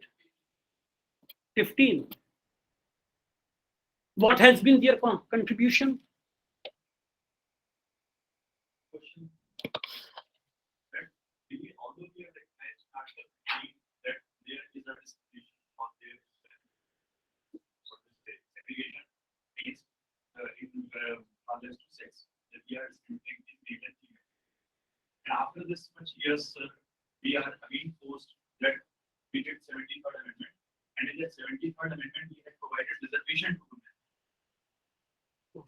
And now, even after providing reservation to women in panchayats, there is another tendency that panchayat is impossible. So the thing is, sir, that interpretation of the constitution will be misused, misguided, abused by for achieving political ambitions or whatever ambitions they have. So, what is what according to what should we create? Should we create an institution? As we have code, but the codes are also sometimes they will upgrade the same provision, then they will downgrade that, like 497. They after so many years now they are beginning that adultery means are kept at overgrade. So the what option? Well, before I jump, is there anybody else? Yes, Abhishek. If we focus on the Are you responding to him or you are grilling me? Yeah, please. Thank you. Thank you very much for providing some respite to my vocal cords. if we focus on the chapter of students, one is legal feminism, which simply talks about the equal opportunity of men and women. Whereas other advocates the critical legal feminism, which talks about to abolish all the laws and norms which was made earlier, because they are made simply by the men. They simply give the example of prostitution, that prostitution is an institution that shows that women are created only to fill the men's place. But the advantage is that their words are the legal feminist concept to provide the equal opportunity to men and women. And that's why these amendments have been done to provide the equal opportunity in quality but in quantity basis. That's why the reservation was in panchayat or that government has made to give the platform to the women in quantity basis. So the concept is that the words are moving with the legal concept of feminism. Provide equal opportunity to right and duty to women. Yeah, I have some reservations with in your response. You are talking of liberal feminism, right? So we should not give any kind of an adjective to a noun and prefix it. It is not a question of liberalism. It is basically a question of a right kind of an entitlement. What is my right? That is my right. What is my right? Being granted by the Constitution of India. I do not, look up to you for your liberalism, for granting my right. When we are, deliberating the idea of, gender equality, gender parity, that right is, available under Article 21 of the Constitution of India. Under Article 7 of the, abrogated Constitution of Afghanistan, 2004, and other, constitutions of, South Asia, a right is a right. Constitution is the grantor of, right, not the politicians or a political party. And we should not, ask for the restoration of those rights from those very, people, because that is not, jurisdiction. If they are presiding over and transacting constitutional, provisions, so automatically that right should be made available to the people at large. That is the, basic idea. Because qualifying with these, words, that the liberal approach, the liberal, concept, or the liberal what we call, feminism, this is nothing but we are, creating some kind of a euphemistic society. So these euphemisms are not, required. what is important is a right is a right, and that should be what you call made available, because it has been guaranteed in the Constitution. Even if it has not been guaranteed in the Constitution, then it has been guaranteed somewhere in religious scriptures. As I have already told you on other occasions, so that each and every religious scripture is also a sort of a constitution. So rights are available, rights are there. What is important is, we are claiming rights, we are claiming human rights, but how to be a human? That is a prerequisite to claim human rights. Your concerns are legitimate because the people are not, granting rights. And what he has been, asking, what he has, asked, how to have a society wedded with some kind of a, equality. Equality of what we call equality in rights, equality in justice, equality in economic development, equality in family affairs, equality in society. So that equality of society, and that is why, my dear friends, some kind of a classification has been contemplated under Article 15 of the Constitution of India. And that is why, my dear friends, the 72nd and 73rd Amendment was carried out by the Rajiv Gandhi government in the Constitution. We are living in a patriarchal society. Nobody is, impugning that very institution. It has become deep-rooted.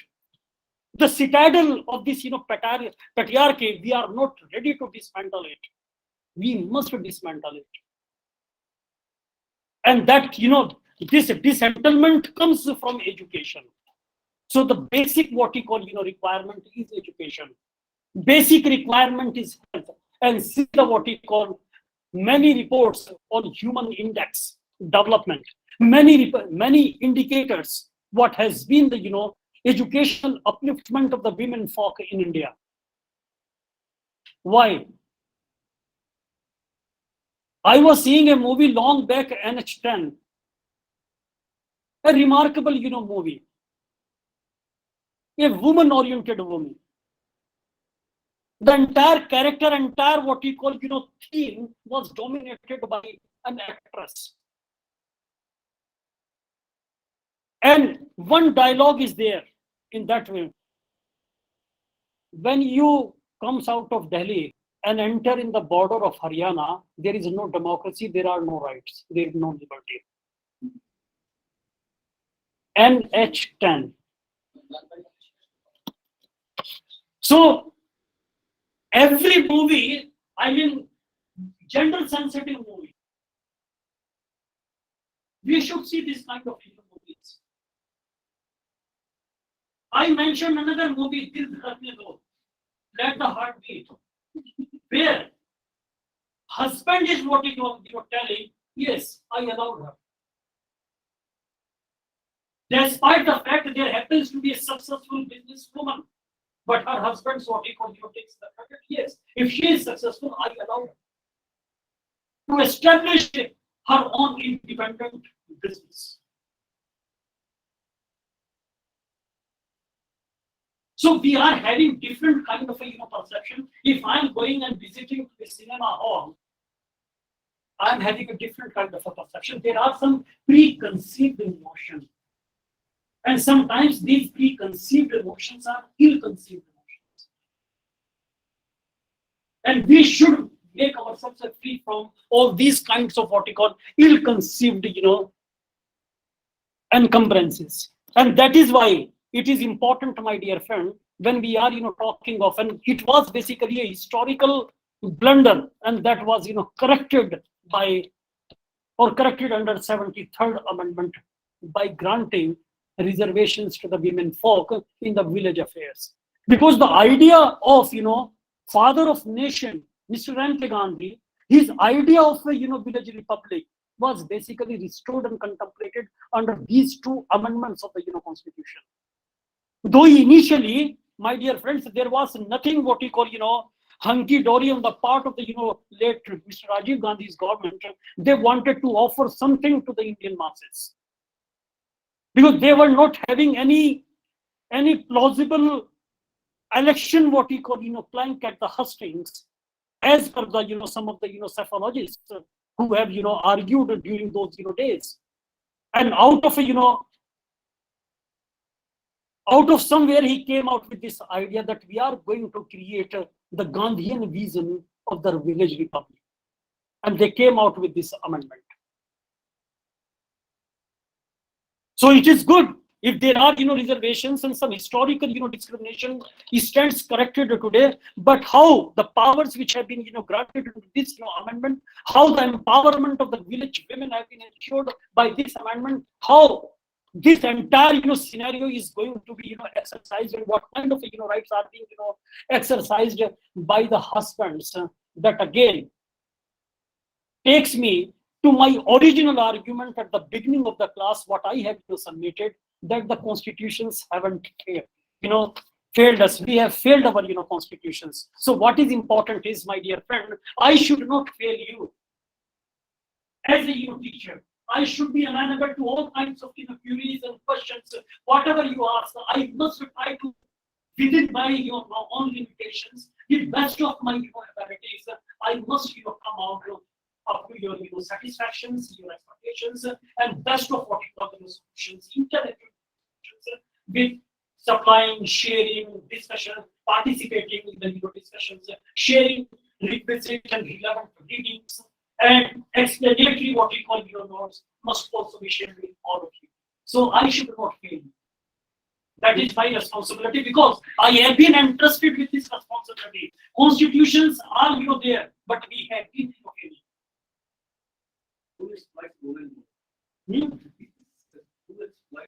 It's a very subjective question. I have to say my skin. Please don't ask this kind of question. If I start, I'm ready to respond to this question, but there would be a chaos in the class, right? Who is exploiting women?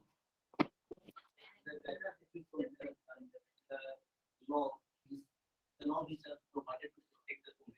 Many cases, which have been laws like the Saudi Act cases, 498 cases, and the cases which have been, these are many false cases have been lost by women.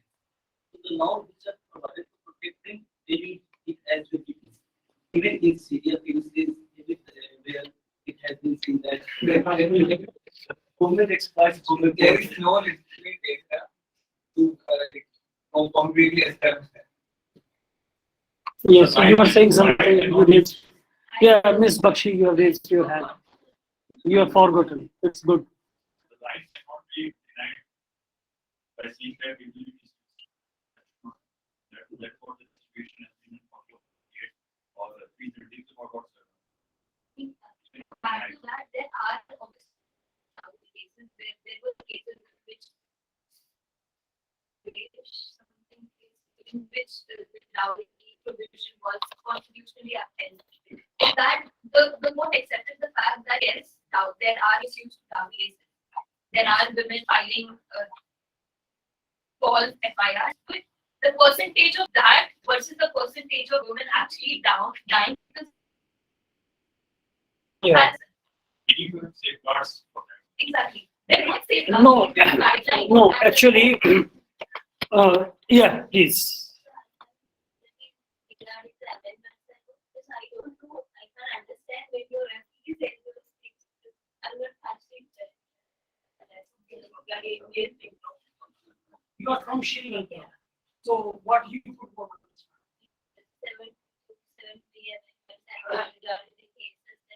Yeah.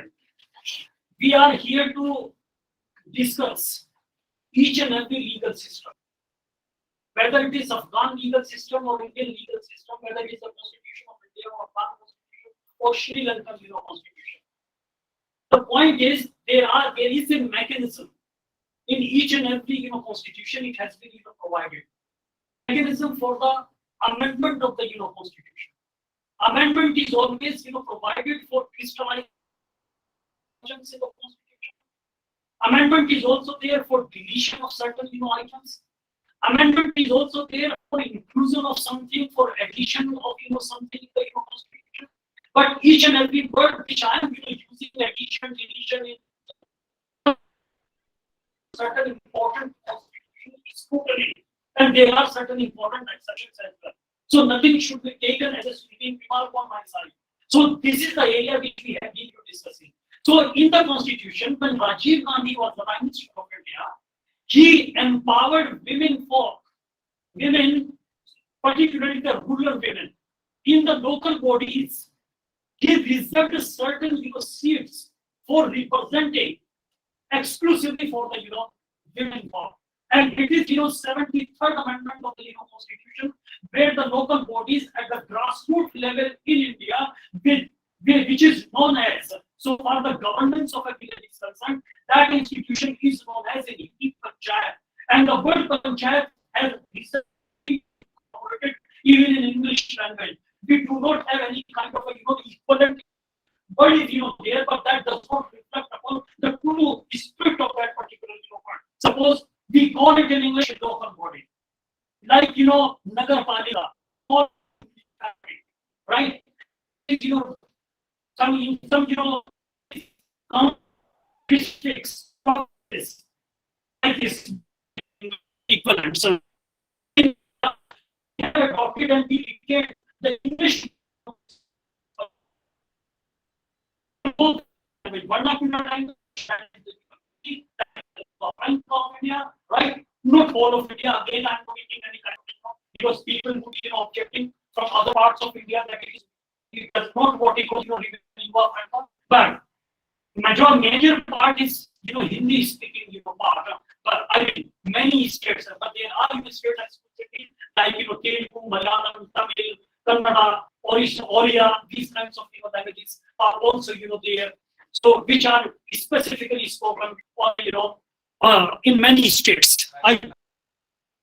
So, idea is that there are, provisions in the Constitution itself, and these provisions are not the constituent provisions, where the legislative body, highest legislative body, whether it is Sri Lankan Parliament or Indian Parliament, they exercise their powers to make changes in the Constitution. So this is what one of the changes that has taken place in India in the form of 73rd Amendment of the Constitution of India, where the women have been empowered by providing reservations to them in the local bodies, which is known as panchayat or panchayat institutions.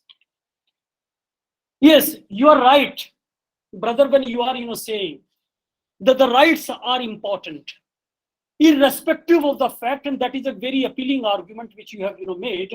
It is irrespective of the fact whether we are going to misuse them, exploit them, or omit them, or commit them, whatever may be the nature, but the rights must be provided.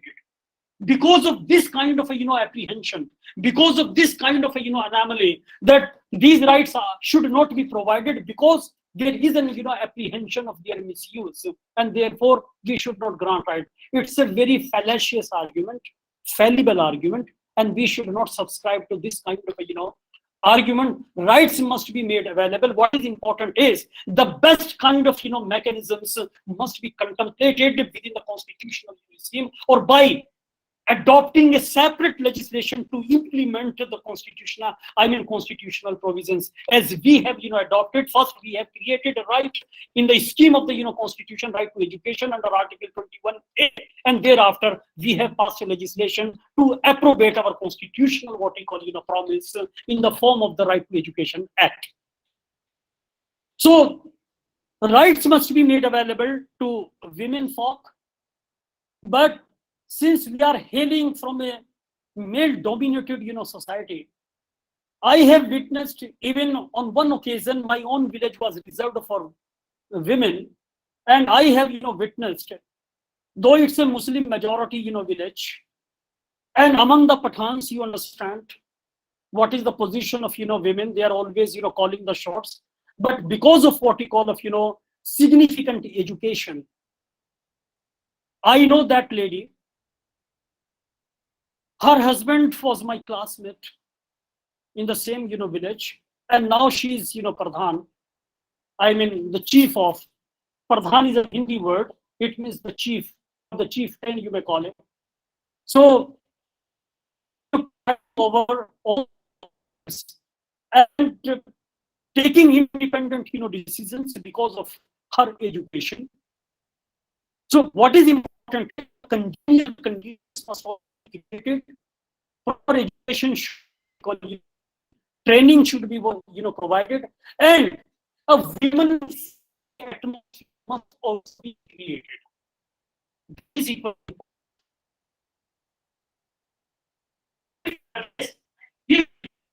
What we call he can offer, he manage, or she can managing each and everything. What maybe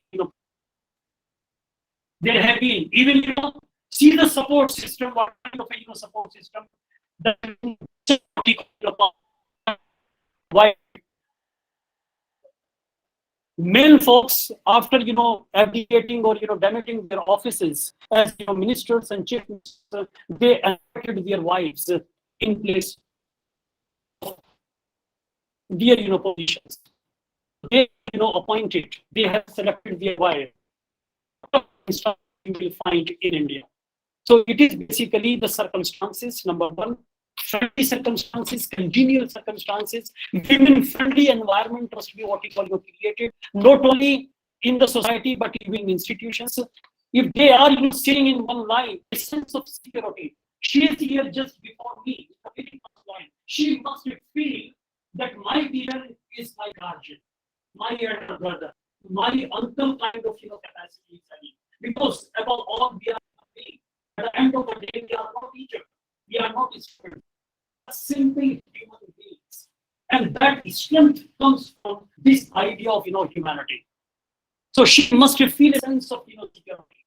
A sense of precarity must not pervade her. That is the that should be the idea. So we have to change our mindset, and that comes from the educational maturity, our training, our exposure, and different and the cross fertilization of ideas, and which is popularly known as comparison. So that provides us an opportunity. Any other observation, my dear friends? Yes.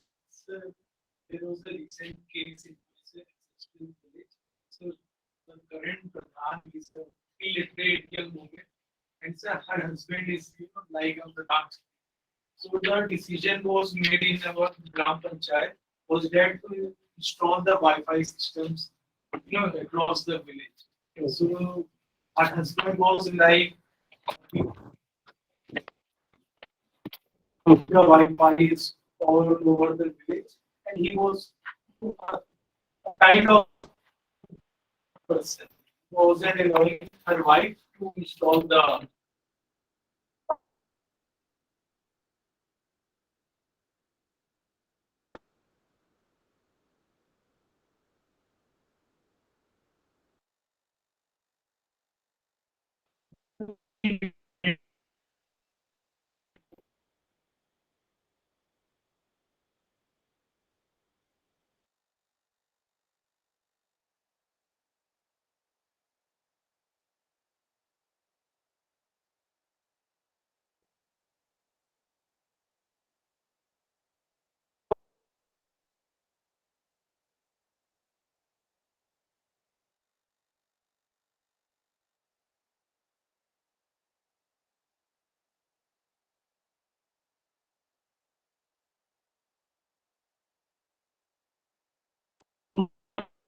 It is the man folk.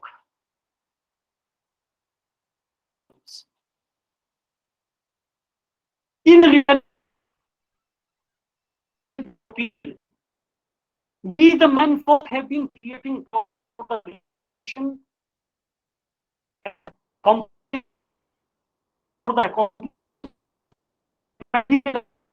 of these, an example. Prior to the capture of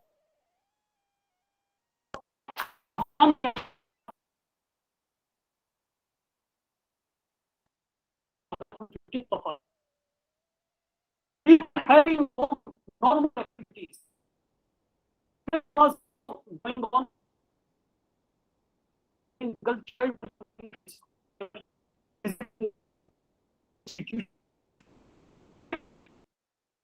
So,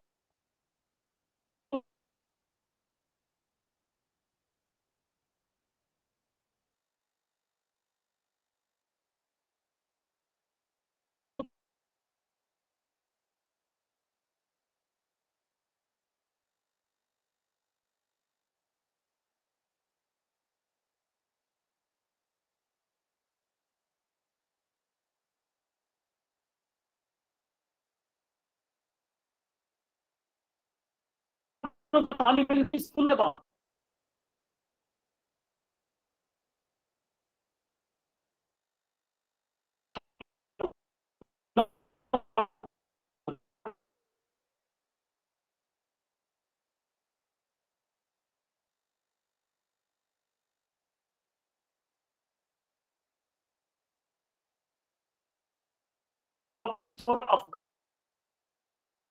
do not mind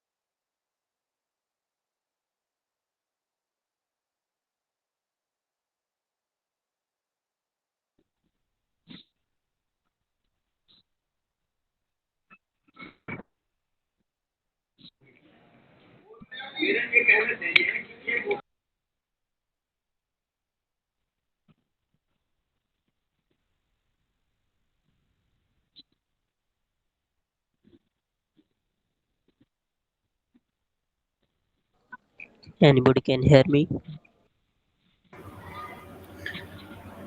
Yes, I can hear you.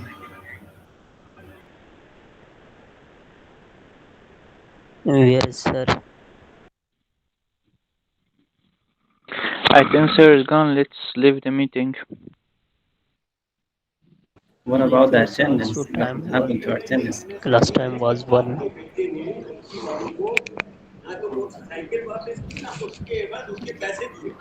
So we are going to left. You have to make sure about our attendance in the class. It will be marked Have by a good sir. time, classmates. Sir knows Okay. we attended every day. How are you doing, Mr. Dilip Singh? Hi, how are you?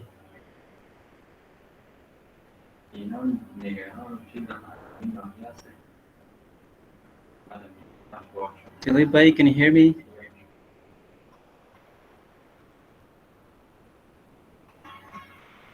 All right. So have a nice time. See you next time, inshallah, in next class. Are you from Afghanistan? Yes, Hello. bhai, I'm from Afghanistan. Yes, I can hear you. You're audible. I Okay, so think you are missing a only we class are some two there, days. right? Okay, nice to meet you. Yeah, Are you in thank you. Thank are you in you. that It's group? nice to meet you Okay, too. we will meet there in WhatsApp group. Okay, okay. Have a nice day.